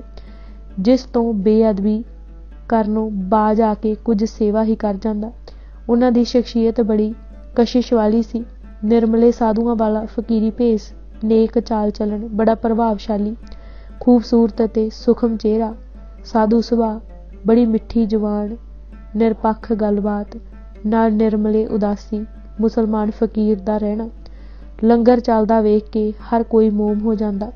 ਇਸ ਤਰ੍ਹਾਂ ਕਈ ਢੰਗ ਉਪਾਵ ਕਰਕੇ ਭਾਈ ਸਾਹਿਬ ਦਰਬਾਰ ਸਾਹਿਬ ਦੀ ਸੇਵਾ ਕਰਦੇ ਰਹੇ। ਜਿਵੇਂ ਪਹਿਲਾਂ ਦੱਸਿਆ ਹੈ ਕਿ ਕਿਸੇ ਨੇ ਇਹਨਾਂ ਤੇ ਇਤਰਾਜ਼ ਨਾ ਕੀਤਾ, ਨਾ ਉਹਨਾਂ ਪ੍ਰਤੀ ਕਿਸੇ ਨੂੰ ਕੋਈ ਸ਼ੱਕ ਹੀ ਪਿਆ। ਭਾਈ ਮਣੀ ਸਿੰਘ ਦੀ ਸ਼ਹੀਦੀ। ਸਿੱਖ ਇਤਿਹਾਸ ਦੇ ਪ੍ਰਸਿੱਧ ਲਿਖਾਰੀ ਅਤੇ ਪੰਥ ਪ੍ਰਕਾਸ਼ ਤਵਾਰੀਖ ਗੁਰੂ ਖਾਲਸਾ ਦੇ ਕਰਤਾ ਗਿਆਨੀ ਗਿਆਨ ਸਿੰਘ ਨੇ, ਜੋ ਭਾਈ ਮਣੀ ਸਿੰਘ ਜੀ ਦੇ ਪੜਪੋਤਾ ਸਨ, ਭਾਈ ਸਾਹਿਬ ਨੇ ਜੀਵਨ ਬਿਰਤਾਂਤ ਦੇ ਸ਼ਹਾਦਤ ਬਾਰੇ ਪੰਥ ਪ੍ਰਕਾਸ਼ ਵਿੱਚ ਬੜਾ ਸੋਹਣਾ ਵਿਸਥਾਰ ਦਿੱਤਾ ਹੈ। ਉਹ ਲਿਖਦੇ ਹਨ ਕਿ ਜਦ ਗੁਰੂ ਤੇਗ ਬਹਾਦਰ ਜੀ ਪਿੰਡ ਉਕਾਈ ਵਿਖੇ ਆ ਕੇ ਠਹਿਰੇ ਹੋਏ ਸਨ ਤਾਂ ਪਿੰਡ ਕੰਬੋਵਾਲ, ਜੋ ਸ਼ਹਿਰ ਸੁਨਾਮ ਦੇ ਲਾਗੇ ਸੀ, ਦਾ ਵਸਨੀਕ ਭਾਈ ਕੱਲਾ ਆਪਣੇ 2 ਪੁੱਤਰਾਂ ਮਣੀਆਂ ਅਤੇ ਨਿਗਾਈਏ ਨਾਲ ਲੈ ਕੇ ਗੁਰੂ ਮਹਾਰਾਜ ਨੂੰ ਮੱਥਾ ਟੇਕਣ ਆਇਆ। ਇਹ ਘਰਾਣਾ ਗੁਰੂ ਘਰ ਦਾ ਅਨੰਨ ਭਗਤ ਸੀ। ਦਸ਼ਮੇਸ਼ ਜੀ ਜਦ ਪਟਨੇ ਤੋਂ ਸ਼੍ਰੀ ਅਨੰਦਪੁਰ ਸਾਹਿਬ ਆ ਕੇ ਗੁਰੂ ਤੇਗ ਬਹਾਦਰ ਜੀ ਪਾਸ ਰਹਿਣ ਲੱਗੇ ਤਾਂ ਭਾਈ ਕੱਲਾ ਆਪਣੇ ਪੁੱਤਰ ਮਣੀਏ, ਜੋ ਪਿੱਛੋਂ ਭਾਈ ਮਣੀ ਸਿੰਘ ਨੂੰ ਨਾਲ ਲੈ ਕੇ ਗੁਰੂ ਜੀ ਦੇ ਦਰਸ਼ਨਾਂ ਨੂੰ ਆਇਆ। ਭਾਈ ਕੱਲਾ ਸਿੰਘ ਆਪਣੇ ਪੁੱਤਰ ਨੂੰ ਗੁਰੂ ਘਰ ਸੌਂਪ ਕੇ ਵਾਪਸ ਪਿੰਡ ਪਰਤ ਆਇਆ। ਮਣੀਏ ਦੀ ਉਮਰ ਉਸ ਵੇਲੇ 7 ਕੁ ਸਾਲ ਦੀ ਸੀ, ਭਾਵ ਦਸ਼ਮੇਸ਼ ਜੀ ਤੋਂ 2 ਸਾਲ ਵੱਡੀ। ਇਸ ਦੀ ਲਿਖਾਈ ਪੜ੍ਹਾਈ ਦਸ਼ਮੇਸ਼ ਜੀ ਦੇ ਨਾਲ ਹੀ ਹੋਈ। ਸੰਨ 1699 ਈਸਵੀ ਨੂੰ ਜਦ ਦਸ਼ਮੇਸ਼ ਜੀ ਨੇ ਖਾਲਸੇ ਦੀ ਸਿਰਜਣਾ ਕੀਤੀ ਤਾਂ ਅੰਮ੍ਰਿਤ ਛਕ ਕੇ ਮਣੀਆਂ ਵੀ ਮਣੀ ਸਿੰਘ ਬਣ ਗਿਆ। ਜਦ ਅਨੰਦਪੁਰ ਸਾਹਿਬ ਛੱਡਿਆ ਤਾਂ ਗੁਰੂ ਜੀ ਨੇ ਭਾਈ ਮਣੀ ਸਿੰਘ ਨੂੰ ਆਪਣੇ ਮਹਿਲਾਂ ਨਾਲ ਦਿੱਲੀ ਭੇਜ ਦਿੱਤਾ, ਜਿੱਥੇ ਉਹ ਉਹਨਾਂ ਦੀ ਸੇਵਾ ਵਿੱਚ ਰਹਿੰਦੇ ਰਹੇ। ਮੁਕਤਸਰ ਦੀ ਜੰਗ ਪਿੱਛੋਂ ਕਲਗੀਧਰ ਜੀ ਦਮਦਮੇ ਸਾਹਿਬ ਆ ਬਿਰਾਜੇ ਤਾਂ ਭਾਈ ਮਣੀ ਸਿੰਘ ਮਾਤਾ ਸੁੰਦਰ ਕੌਰ ਅਤੇ ਮਾਤਾ ਸਾਹਿਬ ਦੇਵਾਂ ਨੂੰ ਨਾਲ ਲੈ ਕੇ ਦਮਦਮੇ ਸਾਹਿਬ ਗੁਰੂ ਜੀ ਨੂੰ ਆ ਮਿਲੇ। ਇੱਥੇ ਜਦ ਦਸ਼ਮੇਸ਼ ਜੀ ਨੰਦੇੜ ਨੂੰ ਗਏ ਤਾਂ ਭਾਈ ਮਣੀ ਸਿੰਘ ਵੀ ਨਾਲ ਹੀ ਗਿਆ। ਮਹਾਰਾਜ ਦੇ ਜੋਤੀ ਜੋਤ ਸਮਾਉਣ ਤੋਂ ਕੁਝ ਦਿਨ ਪਹਿਲਾਂ ਹੁਕਮ ਪਾ ਕੇ ਮਾਤਾ ਸਾਹਿਬ ਦੇਵਾਂ ਅਤੇ ਮਾਤਾ ਸੁੰਦਰ ਕੌਰ ਜੀ ਨਾਲ ਦਿੱਲੀ ਆ ਗਿਆ। ਇੱਥੇ ਮਾਤਾਵਾਂ ਦੀ ਸੇਵਾ ਵਿੱਚ 13 ਸਾਲ ਰਿਹਾ। ਬੰਦਾ ਸਿੰਘ ਬਹਾਦਰ ਦੀ ਸ਼ਹਾਦਤ ਤੋਂ 5 ਕੁ ਸਾਲ ਪਿੱਛੋਂ ਜਦ ਤੱਤ ਖਾਲਸੇ ਅਤੇ ਬੰਦਈਆਂ ਵਿੱਚ ਝਗੜਾ ਬਹੁਤ ਵੱਧ ਗਿਆ ਤਾਂ ਇਸ ਦਾ ਨਿਬੇੜਾ ਕਰਨ ਲਈ ਮਾਤਾ ਸੁੰਦਰ ਕੌਰ ਜੀ ਨੇ 1721 ਈਸਵੀ ਨੂੰ ਇਹਨਾਂ ਨੂੰ ਸ਼੍ਰੀ ਹਰਿਮੰਦਰ ਸਾਹਿਬ ਦਾ ਗ੍ਰੰਥੀ ਥਾਪ ਕੇ ਅੰਮ੍ਰਿਤਸਰ ਭੇਜਿਆ ਅਤੇ ਕਿਹਾ ਕਿ ਸਿੱਖਾਂ ਵਿਚਕਾਰ ਪੈ ਚੁੱਕੇ ਝਗੜੇ ਨੂੰ ਮੁਕਾ ਦੇਵੇ। 1721 ਈਸਵੀ ਤੋਂ ਲੈ ਕੇ ਸ਼ਹਾਦਤ ਤੱਕ ਆਪ ਹਰਿਮੰਦਰ ਸਾਹਿਬ ਦੇ ਗ੍ਰੰਥੀ ਰਹੇ। ਸ਼੍ਰੀ ਗੁਰੂ ਗ੍ਰੰਥ ਸਾਹਿਬ ਦੇ ਅਰਥਾਂ ਅਤੇ ਵਿਆਖਿਆ ਦੀ ਮਰਿਆਦਾ ਭਾਈ ਸਾਹਿਬ ਤੋਂ ਹੀ ਚੱਲੀ ਹੈ। ਨਿਗਾਈਆਂ ਸਿੰਘਾਂ ਅਤੇ ਉਸ ਦਾ ਪਰਿਵਾਰ। ਨਿਗਾਈਆਂ ਸਿੰਘਾਂ ਪਿੱਛੇ ਪਿੰਡ ਕੈਬੋਵਾਲ ਹੀ ਰਹਿੰਦਾ ਸੀ। ਇੱਕ ਵਾਰ ਉਹ ਪਰਿਵਾਰ ਸਮੇਤ ਸ਼੍ਰੀ ਅੰਮ੍ਰਿਤਸਰ ਜੀ ਹਰਿਮੰਦਰ ਸਾਹਿਬ ਦੇ ਦਰਸ਼ਨਾਂ ਨੂੰ ਆਇਆ। ਉਸ ਦੇ 7 ਪੁੱਤਰਾਂ ਅਗੜ ਸਿੰਘ, ਥਰਾਜ ਸਿੰਘ, ਦਰਗਾਹ ਸਿੰਘ, ਰੁੱਗਾ ਸਿੰਘ, ਬਖਤ ਸਿੰਘ, ਸੁਜਾਨ ਸਿੰਘ ਨੇ ਇੱਥੇ ਭਾਈ ਮਣੀ ਸਿੰਘ ਜੀ ਦੀ ਜਥੇਦਾਰੀ ਵਿੱਚ ਅੰਮ੍ਰਿਤ ਛਕਿਆ। ਪਹਿਲਾਂ 3 ਤਾਂ ਭਾਈ ਸਾਹਿਬ ਦੇ ਪਾਸ ਸ਼੍ਰੀ ਅੰਮ੍ਰਿਤਸਰ ਹੀ ਰਹੇ ਅਤੇ ਬਾਕੀ 4 ਆਪਣੇ ਪਿਤਾ ਨਾਲ ਵਾਪਸ ਪਿੰਡ ਆ ਕੇ ਖੇਤੀ ਦੀ ਕਿਰਤ ਵਿੱਚ ਰੁੱਝ ਗਏ। ਜਦ ਨਵਾਬ ਕਪੂਰ ਸਿੰਘ ਪੰਥ ਦਾ ਜਥੇਦਾਰ ਬਣਿਆ ਤਾਂ ਭਾਈ ਥਰਾਜ ਸਿੰਘ ਉਸ ਦੇ ਜਥੇ ਵਿੱਚ ਜਾ ਰਲਿਆ। ਦਰਗਾਹ ਸਿੰਘ ਅੰਤ ਸਮੇਂ ਤੱਕ ਭਾਈ ਮਣੀ ਸਿੰਘ ਜੀ ਦੀ ਸੇਵਾ ਵਿੱਚ ਰਿਹਾ। ਸਿੰਘਾਂ ਉੱਤੇ ਹੋਰ ਤਰਦੀ ਲਖਪਤ ਰਾਏ ਅਤੇ ਕਾਜੀ ਅਬਦੁਲ ਰਜ਼ਾਕ ਹੱਥ ਧੋ ਕੇ ਸਿੰਘਾਂ ਮਗਰ ਪਏ ਹੋਏ ਸਨ। ਉਹਨਾਂ ਨੇ ਐਸਾ ਕਰੜਾ ਪ੍ਰਬੰਧ ਕੀਤਾ ਹੋਇਆ ਸੀ ਕਿ ਸਿੰਘਾਂ ਦਾ ਅੰਮ੍ਰਿਤਸਰ ਆਉਣਾ ਜਾਣਾ ਬਿਲਕੁਲ ਬੰਦ ਹੋ ਗਿਆ ਸੀ। ਸਿੱਖ ਗੁਰੂ ਘਰ ਦੇ ਖੁੱਲ੍ਹੇ ਦਰਸ਼ਨਾਂ ਨੂੰ ਤਰਸਣ। ਇਸ ਦਾ ਦੁੱਖ ਭਾਈ ਮਣੀ ਸਿੰਘ ਦੀ ਆਤਮਾ ਲਈ ਅਸਹਿ ਹੋ ਗਿਆ। ਉਹਨਾਂ ਦੀ ਚਿਰਕੋਣੀ ਦਿਲੀ ਰੀਝ ਸੀ ਕਿ ਕਿਸੇ ਢੰਗ ਅਤੇ ਬਹਾਨੇ ਨਾਲ ਅੰਮ੍ਰਿਤਸਰ ਵਿਖੇ ਖਾਲਸਾ ਪੰਥ ਦਾ ਇਕੱਠ ਕੀਤਾ ਜਾਵੇ। ਇਸ ਸ਼ੁਭ ਕਾਰਜ ਵਾਸਤੇ ਉਹਨਾਂ ਅੰਮ੍ਰਿਤਸਰ ਦੇ ਹਾਕਮ ਕਾਜੀ ਅਬਦੁਲ ਰਜ਼ਾਕ ਨਾਲ ਰਸਾਈ ਕੀਤੀ ਕਿ ਉਹ ਜ਼ਕਰੀਆ ਖਾਂ ਗਵਰਨਰ ਲਾਹੌਰ ਪਾਸੋਂ ਪ੍ਰਵਾਨਗੀ ਲੈ ਕੇ ਦੇਵੇ ਕਿ ਇੱਥੇ ਪੰਥ ਦਾ ਇਕੱਠ ਹੋ ਸਕੇ। ਭਾਈ ਸਾਹਿਬ ਉਸ ਸਾਲ ਦੀ ਦੀਪਮਾਲਾ, ਜੋ ਕਿ ਬਹੁਤੀ ਦੂਰ ਨਹੀਂ ਸੀ, ਉੱਤੇ ਇਹ ਇਕੱਠ ਕਰਨਾ ਚਾਹੁੰਦੇ ਸਨ। ਕਾਜੀ ਨੇ ਗੱਲ ਅੱਗੇ ਤੋਰੀ ਅਤੇ ਫੈਸਲਾ ਇਹ ਹੋਇਆ ਕਿ ਭਾਈ ਮਣੀ ਸਿੰਘ ਜੀ ਦੀਪਮਾਲਾ ਦਾ ਮੇਲਾ ਕਰਨ ਬਦਲੇ ਸਰਕਾਰ ਲਾਹੌਰ ਨੂੰ 5000 ਰੁਪਏ ਠੇਕੇ ਵਜੋਂ ਦੇਣ। ਕਾਜੀ ਨੇ ਇਹ ਆਗਿਆ ਲੈ ਕੇ ਦੇਣ ਬਦਲੇ 2000 ਦੀ ਵੱਡੀ ਆਪਣੇ ਲਈ ਅੱਡ ਮੰਗੀ। ਇਹ ਵੀ ਸਰਕਾਰ ਨੇ ਮੰਨ ਲਿਆ ਕਿ ਮੇਲਾ 10 ਦਿਨ ਤੱਕ ਲੱਗਾ ਰਹੇਗਾ ਅਤੇ ਸਰਕਾਰ ਸਿੰਘਾਂ ਦੇ ਅੰਮ੍ਰਿਤਸਰ ਸਾਹਿਬ ਆਉਣ ਉੱਤੇ ਕੋਈ ਰੁਕਾਵਟ ਨਹੀਂ ਪਾਵੇਗੀ। ਸਿੰਘ ਵੀ ਅਮਨ ਅਮਾਨ ਰੱਖਣਗੇ। ਦੀਪਮਾਲਾ ਦਾ ਮੇਲਾ ਸੰਮਤ 1794 ਬਿਕਰਮੀ ਲਾਉਣ ਦੀ ਲਿਖਾ ਪੜ੍ਹੀ ਕਰਕੇ ਦੇਣ ਦੂਰ ਦਰਾਡੇ ਸੰਗਤਾਂ ਅਤੇ ਸਿੰਘਾਂ ਦੇ ਜਥਿਆਂ ਨੂੰ ਚਿੱਠੀਆਂ ਭੇਜ ਦਿੱਤੀਆਂ। ਉਹ ਸਮਝਦੇ ਸਨ ਕਿ ਕਈ ਸਾਲਾਂ ਤੋਂ ਸੰਗਤਾਂ ਗੁਰੂ ਘਰ ਦਿਆਂ ਦਰਸ਼ਨਾਂ ਨੂੰ ਤਰਸ ਰਹੀਆਂ ਹਨ। ਬੜਾ ਵੱਡਾ ਇਕੱਠ ਹੋਵੇਗਾ ਅਤੇ ਬੇਸ਼ੁਮਾਰ ਚੜ੍ਹਾਵਾ ਚੜ੍ਹੇਗਾ, ਜਿਸ ਵਿੱਚੋਂ 7000 ਦੇ ਕੇ ਬਾਕੀ ਹਰਿਮੰਦਰ ਸਾਹਿਬ ਦੀ ਸੇਵਾ ਤੇ ਲਾ ਦਿੱਤਾ ਜਾਵੇਗਾ। ਮੇਲੇ ਦੀ ਖਬਰ ਸੁਣ ਕੇ ਸੰਗਤਾਂ ਵਹੀਰਾਂ ਘੱਤ ਕੇ ਤੁਰ ਪਈਆਂ। ਜਦ ਇਸ ਦੀ ਸੂਹ ਕਾਜੀ ਨੂੰ ਮਿਲੀ ਤਾਂ ਉਸਨੇ ਸਰਕਾਰ ਪਾਸੋਂ ਮੇਲੇ ਦੇ ਪ੍ਰਬੰਧ ਲਈ ਹੋਰ ਫੌਜ ਮੰਗੀ। ਅੰਮ੍ਰਿਤਸਰ ਦੀ ਸੰਗਤ ਨੇ ਬੜੇ ਉਤਸ਼ਾਹ ਨਾਲ ਮੇਲੇ ਲਈ ਤਿਆਰੀਆਂ ਕਰਨੀਆਂ ਆਰੰਭ ਕਰ ਦਿੱਤੀਆਂ। ਸਰੋਵਰ ਵਿੱਚ ਸੁਟਵਾਈ ਮਿੱਟੀ ਆਦਿ ਕੱਢ ਕੇ ਸਾਫ਼ ਕੀਤਾ ਅਤੇ ਖੂਹ ਜੋਤ ਕੇ ਪਾਣੀ ਨਾਲ ਭਰ ਦਿੱਤਾ। ਖਾਨ ਬਹਾਦਰ ਦੀ ਬੇਈਮਾਨੀ ਅਤੇ ਬਦਨੀਤੀ। ਲੱਖੂ ਵਰਗੇ ਦੁਸ਼ਟ ਸਲਾਹਕਾਰ ਜਿਸ ਦੇ ਹੋਣ, ਉਸ ਦਾ ਈਮਾਨ ਕਿਵੇਂ ਕਾਇਮ ਰਹੇ। ਇਸ਼ਾਰਾ ਦਿੱਤਾ ਕਿ ਸਿੱਖਾਂ ਨੂੰ ਕਾਬੂ ਕਰਨ ਦਾ ਇਸ ਤੋਂ ਵੱਡਾ ਸੁਨਹਿਰੀ ਮੌਕਾ ਨਹੀਂ ਮਿਲ ਸਕਦਾ। ਬੇਈਮਾਨੀ ਦੀ ਮਾੜੀ ਸੋਚ ਨੂੰ ਖੁੱਲ੍ਹ ਖੇਲਣ ਲਈ ਤਾਂ ਮਾਮੂਲੀ ਇਸ਼ਾਰੇ ਅਤੇ ਸਹਾਰੇ ਦੀ ਲੋੜ ਹੁੰਦੀ ਹੈ। ਨਾਜ਼ਮ ਜ਼ਕਰੀਆ ਖਾਨ ਦੀ ਨੀਅਤ ਬਦਲ ਗਈ। ਸੋਚਿਆ ਕਿ ਇੱਥੇ ਬੜੇ ਨਾਮੀ ਸਿੰਘ ਸਰਦਾਰ ਇਕੱਠੇ ਹੋਣਗੇ, ਕਿਉਂ ਨਾ ਇੱਥੇ ਹੀ ਫੜ ਲਏ ਜਾਣ। ਨਾਮਵਰ ਜ਼ਾਲਮ ਫੌਜਦਾਰਾਂ ਨੂੰ ਬਹੁਤ ਸਾਰੀ ਫੌਜ ਮੇਲੇ ਦੀ ਰਾਖੀ ਦੇ ਬਹਾਨੇ ਦੇ ਕੇ ਅੰਮ੍ਰਿਤਸਰ ਭੇਜ ਦਿੱਤਾ, ਜੋ ਵਰਤਮਾਨ ਖਾਲਸਾ ਕਾਲਜ, ਪੁਤਲੀ ਘਰ, ਕਿਲ੍ਹਾ ਗੋਬਿੰਦਗੜ੍ਹ ਤੱਕ ਵਿਹਲੀ ਪਈ ਥਾਂ ਤੇ ਆਣ ਉਤਰੀ। ਕੁਝ ਫੌਜ ਸ਼ਹਿਰ ਦੇ ਦੁਆਲੇ ਗਸ਼ਤ ਦੇ ਬਹਾਨੇ ਨਿਗਾਹ ਰੱਖਣ ਲਈ ਲਾ ਦਿੱਤੀ, ਜੋ ਸੂਹ ਰੱਖੇ ਕਿ ਕਿੰਨੇ ਕੁ ਸਿੱਖ ਇਕੱਠੇ ਹੋ ਗਏ ਹਨ ਅਤੇ ਵੱਡੇ ਸਰਦਾਰ ਕਿੱਥੇ ਪੜਾਅ ਲਈ ਉਤਰ ਰਹੇ ਹਨ। ਇਹ ਫੌਜ ਮੇਲੇ ਦੇ ਪ੍ਰਬੰਧ ਦੀ ਲੋੜੋਂ ਬਹੁਤ ਜ਼ਿਆਦਾ ਸੀ। ਨਵੇਂ ਅਫਸਰਾਂ ਦੇ ਤੌਰ ਤਰੀਕੇ ਅਤੇ ਰੰਗ ਢੰਗ ਵੇਖ ਕੇ ਭਾਈ ਮਣੀ ਸਿੰਘ ਜੀ ਝੱਟ ਭਾਂਪ ਗਏ ਕਿ ਇਸ ਫੌਜ ਦਾ ਐਡੀ ਗਿਣਤੀ ਵਿੱਚ ਆਉਣ ਦਾ ਮਨੋਰਥ ਕੀ ਹੈ। ਉਹ ਝਟਪਟ ਚਿੱਠੀਆਂ ਲਿਖ ਕੇ ਸੰਗਤਾਂ ਦੇ ਅਤੇ ਰਾਠਾ ਸਿੰਘਾਂ ਨੂੰ ਭੇਜ ਦਿੱਤੀਆਂ ਕਿ ਅੰਮ੍ਰਿਤਸਰ ਸਾਹਿਬ ਮੇਲੇ ਲਈ ਕੋਈ ਨਾ ਆਵੇ। ਨਾ ਕੋਈ ਆਇਆ ਅਤੇ ਨਾ ਹੀ ਮੇਲਾ ਲੱਗਾ। ਫੌਜ ਅੱਖੀਆਂ ਟੱਡ ਕੇ ਵੇਖਦੀ ਹੀ ਰਹਿ ਗਈ। ਕੋਈ ਸਿੰਘ ਉਹਨਾਂ ਦੇ ਮਕਾਰ ਫਰੇਬ ਦੇ ਜਾਲ ਵਿੱਚ ਨਾ ਫਸਿਆ। ਕੇਵਲ ਥੋੜ੍ਹੇ ਜਿਹੇ ਉਦਾਸੀ ਨਿਰਮਲੇ ਸੰਤ ਅਤੇ ਮੁਸਲਮਾਨ ਫਕੀਰ ਹੀ ਇਕੱਠੇ ਹੋਏ। ਭਾਈ ਮਣੀ ਸਿੰਘ ਜੀ ਵੱਲੋਂ ਠੇਕੇ ਦੇ ਟਕੇ ਦੇਣੋਂ ਇਨਕਾਰ ਅਤੇ ਗ੍ਰਿਫਤਾਰੀ। ਜਦ ਮੇਲੇ ਦੇ ਦਿਨ ਲੰਘ ਗਏ ਤਾਂ ਹਾਕਮਾਂ ਨੇ ਭਾਈ ਸਾਹਿਬ ਪਾਸੋਂ ਮੇਲੇ ਦੇ ਠੇਕੇ ਦੇ ਟਕੇ ਮੰਗੇ। ਭਾਈ ਸਾਹਿਬ ਜੀ ਨੇ ਦੋ ਟੁਕ ਜਵਾਬ ਦਿੱਤਾ ਕਿ ਮੇਲਾ ਤਾਂ ਤੁਹਾਡੇ ਹੀ ਦਿਲ ਦੇ ਖੋਟ ਨੇ ਨਹੀਂ ਲੱਗਣ ਦਿੱਤਾ। ਜਦ ਮੇਲਾ ਹੀ ਨਹੀਂ ਲੱਗਾ, ਚੜਾਵਾ ਨਹੀਂ ਚੜਿਆ, ਤੁਹਾਨੂੰ ਠੇਕਾ ਕਿੱਥੋਂ ਤਾਰੀਏ। ਕਾਜੀ ਅਬਦੁਲ ਰਜ਼ਾਕ ਆਪਣੀ ਵੱਡੀ ਨਾ ਮਿਲਣ ਤੇ ਬਹੁਤ ਔਖਾ ਸੀ। ਅੰਤ ਗਵਰਨਰ ਲਾਹੌਰ ਦੇ ਹੁਕਮ ਨਾਲ ਲਖਪਤ ਰਾਏ ਨੇ ਭਾਈ ਮਣੀ ਸਿੰਘ ਜੀ ਨੂੰ ਗ੍ਰਿਫਤਾਰ ਕਰ ਲਿਆ, ਲਾਹੌਰ ਲਿਜਾ ਕੇ ਖਾਨ ਬਹਾਦਰ ਦੇ ਪੇਸ਼ ਕੀਤਾ। ਇਹ ਘਟਨਾ ਸਨ 1795 ਬਿਕਰਮੀ ਦੀ ਹੈ। ਪੇਸ਼ੀ ਅਤੇ ਕਤਲ ਦਾ ਹੁਕਮ। ਜਦ ਭਾਈ ਮਣੀ ਸਿੰਘ ਨੂੰ ਜ਼ਕਰੀਆ ਖਾਨ ਦੇ ਪੇਸ਼ ਕੀਤਾ ਗਿਆ ਤਾਂ ਉਹਨਾਂ ਸਲਾਮ ਆਦਾਬ ਦੀ ਜਗ੍ਹਾ ਗੱਜ ਕੇ ਫਤਿਹ ਬੁਲਾਏ। ਸਾਰੇ ਦਰਬਾਰ ਵਿੱਚ ਥਲਕਾ ਮਚ ਪਿਆ। ਸੂਬੇਦਾਰ ਤਾਂ ਸੜ ਕੇ ਕੋਲੇ ਹੋ ਗਿਆ, ਟਕੇ ਤਾਰੇ ਨਹੀਂ। ਉੱਤੋਂ ਸਿੱਖ ਨਿਰਭੈਤਾ ਨਾਲ ਫਤਿਹ ਬੁਲਾਉਂਦਾ। ਕਾਜੀ ਅੱਡ ਤੜਫਿਆ, ਜਿਵੇਂ ਕਿਸੇ ਨੇ ਜਿਗਰ ਵਿੱਚ ਖੰਜਰ ਹੀ ਖੋਭ ਦਿੱਤਾ ਹੋਵੇ। ਪਿਆ ਲਾਵਲ ਪੜੇ। ਨਿਜ਼ਾਮ ਨੇ ਕਿਹਾ ਕਿ ਤੈਨੂੰ ਫਤਿਹ ਬੁਲਾਉਣ ਨੂੰ ਨਹੀਂ ਸੱਦਿਆ, ਠੇਕੇ ਦੀ ਸਰਕਾਰੀ ਰਕਮ ਅਦਾ ਕਰੋ।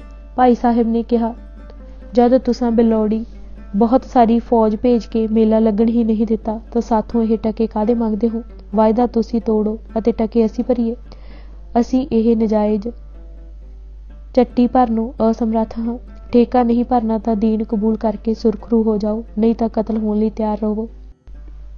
ਭਾਈ ਸਾਹਿਬ ਨੇ ਗੱਲ ਨੂੰ ਬਿਲੇ ਲਾਉਣ ਲਈ ਕਿਹਾ, ਖਾਨ ਬਹਾਦਰ, ਤੈਥੋਂ ਪਹਿਲਾਂ ਤੇਰਾ ਬਾਪ ਦਲੇਰੇ ਜੰਗ, ਉਸ ਤੋਂ ਪਹਿਲਾਂ ਸੂਬੇਦਾਰ ਅਸਲਮ ਖਾਨ, ਦਿੱਲੀ ਦਾ ਬਾਦਸ਼ਾਹ ਬਹਾਦਰ ਸ਼ਾਹ, उसदे पुत फरख्शियर, मौजूदा बादशाह मुहम्मद शाह, ਇਹ ਸਾਰੇ ਡਰਾਵਿਆਂ ਲਾਲਚਾਂ ਦਾ ਜ਼ੋਰ ਲਾ ਥੱਕੇ ਹੋ।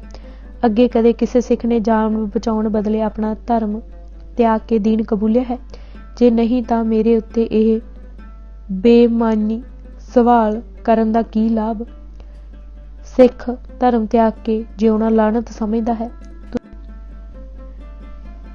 ਤੁਸੀਂ ਜੋ ਮਨ ਆਵੇ ਆਪਣੀ ਰੀਝ ਪੂਰੀ ਕਰੋ, ਮੈਂ ਹਰ ਤਰ੍ਹਾਂ ਤਿਆਰ ਹਾਂ। ਦਰਬਾਰ ਵਿੱਚ ਪਾਸ ਬੈਠੇ ਕਾਜ਼ੀਆਂ ਤੋਂ ਪੁੱਛਿਆ ਕਿ ਇਸ ਦੇ ਜੁਰਮ ਦੀ ਸਜ਼ਾ ਵਿੱਚ ਕੀ ਸਜ਼ਾ ਹੈ। ਉਸਨੇ ਕਿਹਾ ਕਿ ਇਸ ਨੇ ਸਰਕਾਰ ਦਾ ਠੇਕਾ ਨਹੀਂ ਤਾਰਿਆ, ਦਰਬਾਰ ਵਿੱਚ ਆ ਕੇ ਹਾਕਮ ਨੂੰ ਸਲਾਮ ਨਹੀਂ ਕੀਤੀ, ਸਗੋਂ ਕੁਫਰ ਦਾ ਕਲਮਾ ਬੋਲਿਆ ਹੈ। ਇਸ ਤੋਂ ਇਲਾਵਾ ਇਹ ਸਿੱਖਾਂ ਦਾ ਕਾਜ਼ੀ ਹੈ, ਸਿੰਘਾਂ ਨੂੰ ਇਸਲਾਮ ਦਾ ਮੁਕਾਬਲਾ ਕਰਨ ਲਈ ਉਪਦੇਸ਼ ਦੇ ਕੇ ਉਭਾਰਦਾ ਹੈ, ਇਸਲਾਮ ਦਾ ਵਾਧਾ ਰੁਕਦਾ ਹੈ। ਸ਼ਰ੍ਹਾਂ ਦਾ ਹੁਕਮ ਹੈ ਕਿ ਐਸੇ ਇਸਲਾਮ ਦੋਖੀ ਦੇ ਬੰਦ ਕੱਟ ਕੇ ਮਰਵਾਇਆ ਜਾਵੇ। ਇਸ ਗੱਲ ਦਾ ਜਦ ਲਾਹੌਰ ਦੇ ਸਿੱਖਾਂ ਨੂੰ ਪਤਾ ਲੱਗਾ ਤਾਂ ਉਹਨਾਂ ਝੱਟ-ਪੱਟ 5000 ਰੁਪਏ ਇਕੱਠੇ ਕਰ ਦੇਣ ਲਈ ਭਾਈ ਸਾਹਿਬ ਦੀ ਆਗਿਆ ਮੰਗੀ ਤਾਂ ਉਹਨਾਂ ਨੇ ਸਾਫ਼ ਇਨਕਾਰ ਕਰ ਦਿੱਤਾ। ਕਿਹਾ ਕਿ ਅੱਜ ਤੁਸੀਂ ਛੁਡਾ ਲਵੋਗੇ, ਕੱਲ ਨੂੰ ਕਿਸੇ ਹੋਰ ਬਹਾਨੇ ਫੜ ਕੇ ਮਾਰ ਦੇਣਗੇ। ਇਹਨਾਂ ਦੀ ਨੀਅਤ ਫਿੱਟ ਗਈ ਹੈ, ਇਹਨਾਂ ਦੇ ਪਾਪ ਦਾ ਬੇੜਾ ਭਰ ਕੇ ਡੁੱਬਣਾ ਹੈ। ਇਹ ਮੇਰੇ ਸਰੀਰ ਨੂੰ ਕੱਟਣਾ ਚਾਹੁੰਦੇ ਹਨ, 100 ਵਾਰ ਕੱਟਣ ਮੇਰੀ ਆਤਮਾ ਨੂੰ ਨਹੀਂ ਮਾਰ ਸਕਦੇ। ਰੱਬ ਦੇ ਰਾਹੇ ਸੱਚ ਤੇ ਪਹਿਰਾ ਦਿੰਦਿਆਂ ਜੇ ਇਹ ਵਿਨਾਸ਼ ਹੋਣ ਵਾਲੀ ਦੇ ਲੇਖੇ ਲੱਗ ਜਾਵੇ ਤਾਂ ਇਸ ਤੋਂ ਵੱਡੀ ਖੁਸ਼ਕਿਸਮਤੀ ਕੀ ਹੋ ਸਕਦੀ ਹੈ।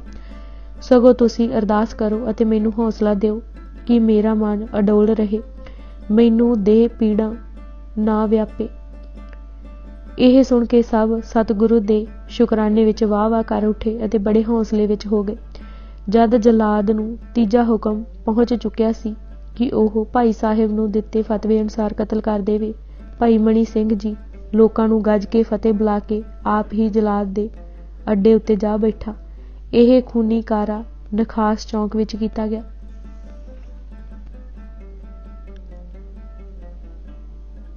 ਜਲਾਦ ਭਾਈ ਸਾਹਿਬ ਦਾ ਹੱਥ ਲੱਕੜ ਦੇ ਅੱਡੇ ਉੱਤੇ ਰੱਖ ਕੇ ਗੁੱਟ ਉੱਤੇ ਆਪਣੀ ਤਲਵਾਰ ਮਾਰਨ ਲੱਗਾ ਤਾਂ ਭਾਈ ਸਾਹਿਬ ਨੇ ਉਸ ਨੂੰ ਇਸ ਕਾਹਲੀ ਤੋਂ ਰੋਕਦਿਆਂ ਹੋਇਆਂ ਕਿਹਾ, ਆਪਣੇ ਮਾਲਕ ਦੇ ਹੁਕਮ ਦੀ ਸਹੀ ਤਾਮੀਲ ਕਰੋ। ਤੈਨੂੰ ਮੇਰੇ ਬੰਦ ਕੱਟਣ ਦਾ ਹੁਕਮ ਹੋਇਆ ਹੈ। ਧਿਆਨ ਨਾਲ ਵੇਖ, ਗੁੱਟ ਤੋਂ ਅੱਗੇ ਹੱਥ ਦੀਆਂ ਉਂਗਲਾਂ ਹਨ ਅਤੇ ਹਰ ਉਂਗਲ ਦੇ 3-3 ਜੋੜ ਹਨ। ਮਾਲਕ ਦੀ ਆਗਿਆ ਅਨੁਸਾਰ ਤੂੰ ਇੱਕ ਜੋੜ ਵੱਖ-ਵੱਖ ਕਰਨਾ ਹੈ। ਆਪਣੇ ਹੁਕਮ ਨੂੰ ਪੂਰਾ ਕਰ। ਮੌਤ ਦਾ ਅਜਬ ਤਮਾਸ਼ਾ ਹੈ, ਨਿਰਾਲੀ ਸ਼ਹੀਦੀ ਹੈ। ਸ਼ਹੀਦ ਹੋਣ ਵਾਲਾ ਧਰਮੀ ਸੰਤ ਸ਼ਾਂਤ ਚਿੱਤ ਬੈਠਾ ਹੈ ਅਤੇ ਜਲਾਦ ਨੂੰ ਦੱਸ ਕੇ ਆਪਣੇ ਜੋੜ ਕਟਵਾ ਰਿਹਾ ਹੈ। ਉਸ ਦੀ ਸਮਾਧੀ ਇੰਜ ਲੱਗੀ ਹੋਈ ਹੈ ਮਾਨੋ ਉਸ ਦੇ ਬੰਦ ਕੱਟੇ ਜਾਣ ਨਾਲ ਉਸ ਦਾ ਸੰਬੰਧ ਹੀ ਕੋਈ ਨਹੀਂ ਹੈ। ਉਂਗਲਾਂ ਦੇ ਜੋੜ, ਹੱਥ, ਗੁੱਟ, ਬਾਹਾਂ ਆਦਿ ਕੱਟ ਡਿੱਗ ਰਹੇ ਹਨ। ਖੂਨ ਦੇ ਫੁਹਾਰੇ ਛੁੱਟ ਰਹੇ ਹਨ। ਧਰਤੀ ਲਾਲੋ ਲਾਲ ਹੋ ਗਈ ਹੈ। ਇਹ ਨਿਰਦਈ ਕਾਰਾ ਵੇਖ ਕੇ ਜੁੜੀ ਖਲਕਤ ਦਾ ਹਰ ਦਰਦੀ ਦਿਲ ਤੜਫ ਉੱਠਿਆ, ਕੁਰਲਾ ਉੱਠਿਆ। ਆਖਰੀ ਵਾਰ ਇਹ ਧਰਮਵੀਰ ਦੀ ਧੌਣ ਉੱਤੇ ਹੋਇਆ। ਸਿਰ ਧੜ ਨਾਲੋਂ ਵੱਖ ਹੋ ਗਿਆ।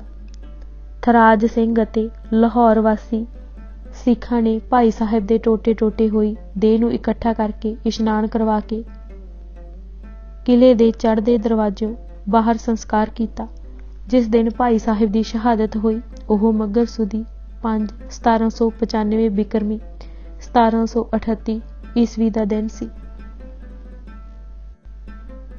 ਸਿੰਘਾਂ ਵਿੱਚ ਰੋ। ਇਹ ਸ਼ਹੀਦੀ ਸਿੰਘਾਂ ਦੇ ਸੀਨੇ ਸੱਲ ਕਰ ਗਈ। ਦਿਲਾਂ ਅੰਦਰ ਬੜਾ ਰੋਹ ਪੈਦਾ ਹੋ ਗਿਆ। ਹਰ ਸਿੱਖ ਦੇ ਦਿਲ ਵਿੱਚ ਭਾਈ ਸਾਹਿਬ ਵਾਸਤੇ ਅਥਾਹ ਪਿਆਰ ਅਤੇ ਬੇਉੜਕੀ ਸ਼ਰਧਾ ਸੀ।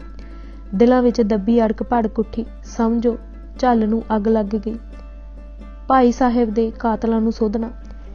ਇਹ ਸਾਰੇ ਖੂਨੀ ਸਾਕੇ ਦਾ ਜ਼ਿੰਮੇਵਾਰ ਕਾਜ਼ੀ ਅਬਦੁਲ ਰਜ਼ਾਕ ਸੀ। ਮੇਲੇ ਦਾ ਵਾਅਦਾ ਕਰਕੇ ਫੌਜ ਸਦਵਾ ਮੇਲਾ ਨਾ ਲੱਗਣ ਦੇਣ ਵਿੱਚ ਵੀ ਉਸ ਦਾ ਹੀ ਹੱਥ ਸੀ। ਭਾਈ ਸਾਹਿਬ ਦੀ ਗ੍ਰਿਫਤਾਰੀ ਵੇਲੇ ਲਖਪਤ ਵੀ ਉਸ ਦੇ ਨਾਲ ਸੀ। ਬੰਦ ਕੱਟਣ ਦੀ ਸਜ਼ਾ ਉਸਨੇ ਆਪਣੀ ਨਿਗਰਾਨੀ ਵਿੱਚ ਭੁਗਤਾਈ ਸੀ।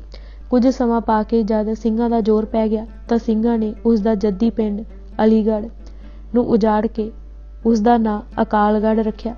ਕਾਜ਼ੀ ਅਬਦੁਲ ਰਜ਼ਾਕ ਨੂੰ ਭਾਈ ਮਣੀ ਸਿੰਘ ਦੇ ਭਤੀਜੇ ਸਰਦਾਰ ਅੜਗ ਸਿੰਘ ਨੇ ਫੜ ਕੇ ਉਸੇ ਤਰ੍ਹਾਂ ਹੀ ਬੋਟੀ ਕੀਤਾ। ਫਤਵਾ ਦੇਣ ਵਾਲਾ ਕਾਜੀ ਵੀ ਸਿੰਘਾਂ ਨੂੰ ਬਹੁਤ ਰੜਕਦਾ ਸੀ। ਇਸ ਦਾ ਘਰ ਮੁਜੰਗਾ ਵਿਖੇ ਲਾਹੌਰ ਸ਼ਹਿਰ ਵਿੱਚ ਸੀ। ਥਰਾਜ ਸਿੰਘ ਨੇ ਇਸ ਦੇ ਘਰ ਵਿੱਚ ਜਾ ਕੇ ਇਸ ਦੀ ਕੁਟੁੰਬ ਸਮੇਂ ਅਲਖ ਮੁਕਾਈ। ਲਖਪਤ ਅਤੇ ਜ਼ਕਰੀਆ ਖਾਂ ਤੇ ਵੀ ਸਿੰਘਾਂ ਦੀ ਅੱਖ ਸੀ। ਜ਼ਕਰੀਆ ਖਾਂ ਤਾਂ ਸਿੰਘਾਂ ਦੇ ਪੰਜੇ ਵਿੱਚ ਨਾ ਆਇਆ, ਪਰ ਭਾਈ ਸਾਹਿਬ ਦੀ ਸ਼ਹਾਦਤ ਤੋਂ 13-14 ਸਾਲ ਪਿੱਛੋਂ ਲਖਪਤ ਰਾਏ ਸਿੰਘਾਂ ਦੇ ਅੜਿੱਕੇ ਆ ਗਿਆ। ਬੁਰੀ ਤਰ੍ਹਾਂ ਜਲੀਲ ਕਰਕੇ ਤੇ ਤਰਸਾ ਕੇ ਉਸ ਨੂੰ ਮਾਰਿਆ ਗਿਆ।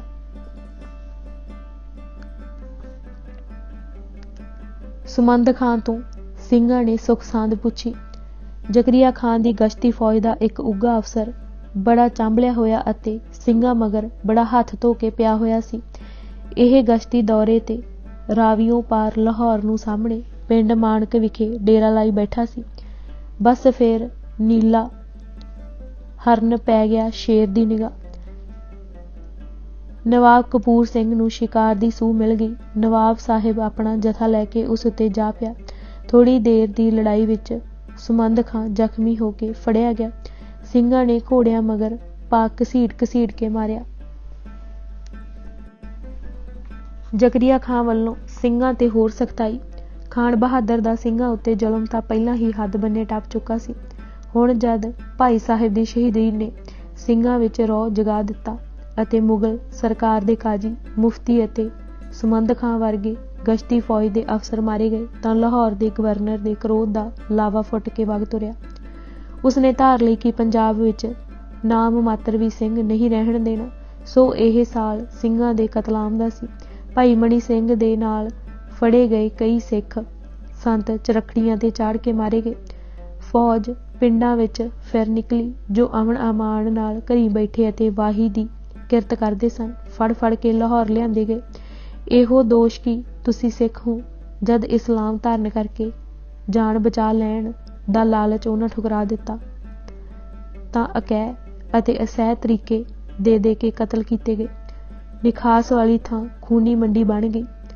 ਲਾਹੌਰੀ ਲੋਕ ਸਿੰਘਾਂ ਦੀ ਕਤਲਾਮ ਦਾ ਤਮਾਸ਼ਾ ਵੇਖਦੇ ਅਤੇ ਮੂੰਹ ਵਿੱਚ ਉਂਗਲਾਂ ਪਾਉਂਦੇ ਕਿ ਇਹ ਲੋਕ ਕਿਸ ਮਿੱਟੀ ਦੇ ਬਣੇ ਹੋਏ ਹਨ। ਨਾ ਇਹਨਾਂ ਨੂੰ ਮੌਤ ਦਾ ਡਰ ਹੈ, ਨਾ ਭੈ ਹੈ, ਨਾ ਲਾਲਚ ਹੀ ਪਾਉਂਦਾ ਹੈ। ਕਿਸੇ ਨੇ ਵੀ ਧਰਮ ਤਿਆਗ, ਜਿੰਦ ਬਚਾਉਣ ਦੀ ਨਹੀਂ ਸੋਚੀ। ਇਹ ਸ਼ਹੀਦੀਆਂ ਅਲੌਕਿਕ ਕਾਰਨਾਮੇ ਹੋ ਨਿਬੜੀਆਂ। ਦੂਰ ਨੇੜੇ ਜਿੱਥੇ ਇਹ ਖਬਰਾਂ ਪਹੁੰਚੀਆਂ, ਸਿੰਘ ਸੁਣ ਕੇ ਪੂਰੀ ਤਰ੍ਹਾਂ ਭੜਕ ਉੱਠੇ। ਅੱਜ ਅਸੀਂ ਭੂਰਿਆਂ ਵਾਲੇ ਰਾਜੇ ਕੀਤੇ ਕਿਤਾਬ ਦੇ 269 ਪੰਨੇ ਪੜ੍ਹ ਚੁੱਕੇ ਹਾਂ। ਬਾਕੀ ਦੀ ਕਿਤਾਬ ਅਸੀਂ ਅਗਲੇ ਭਾਗ ਵਿੱਚ ਪੜ੍ਹਾਂਗੇ। ਵਾਹਿਗੁਰੂ ਜੀ ਕਾ ਖਾਲਸਾ, ਵਾਹਿਗੁਰੂ ਜੀ ਕੀ ਫਤਿਹ।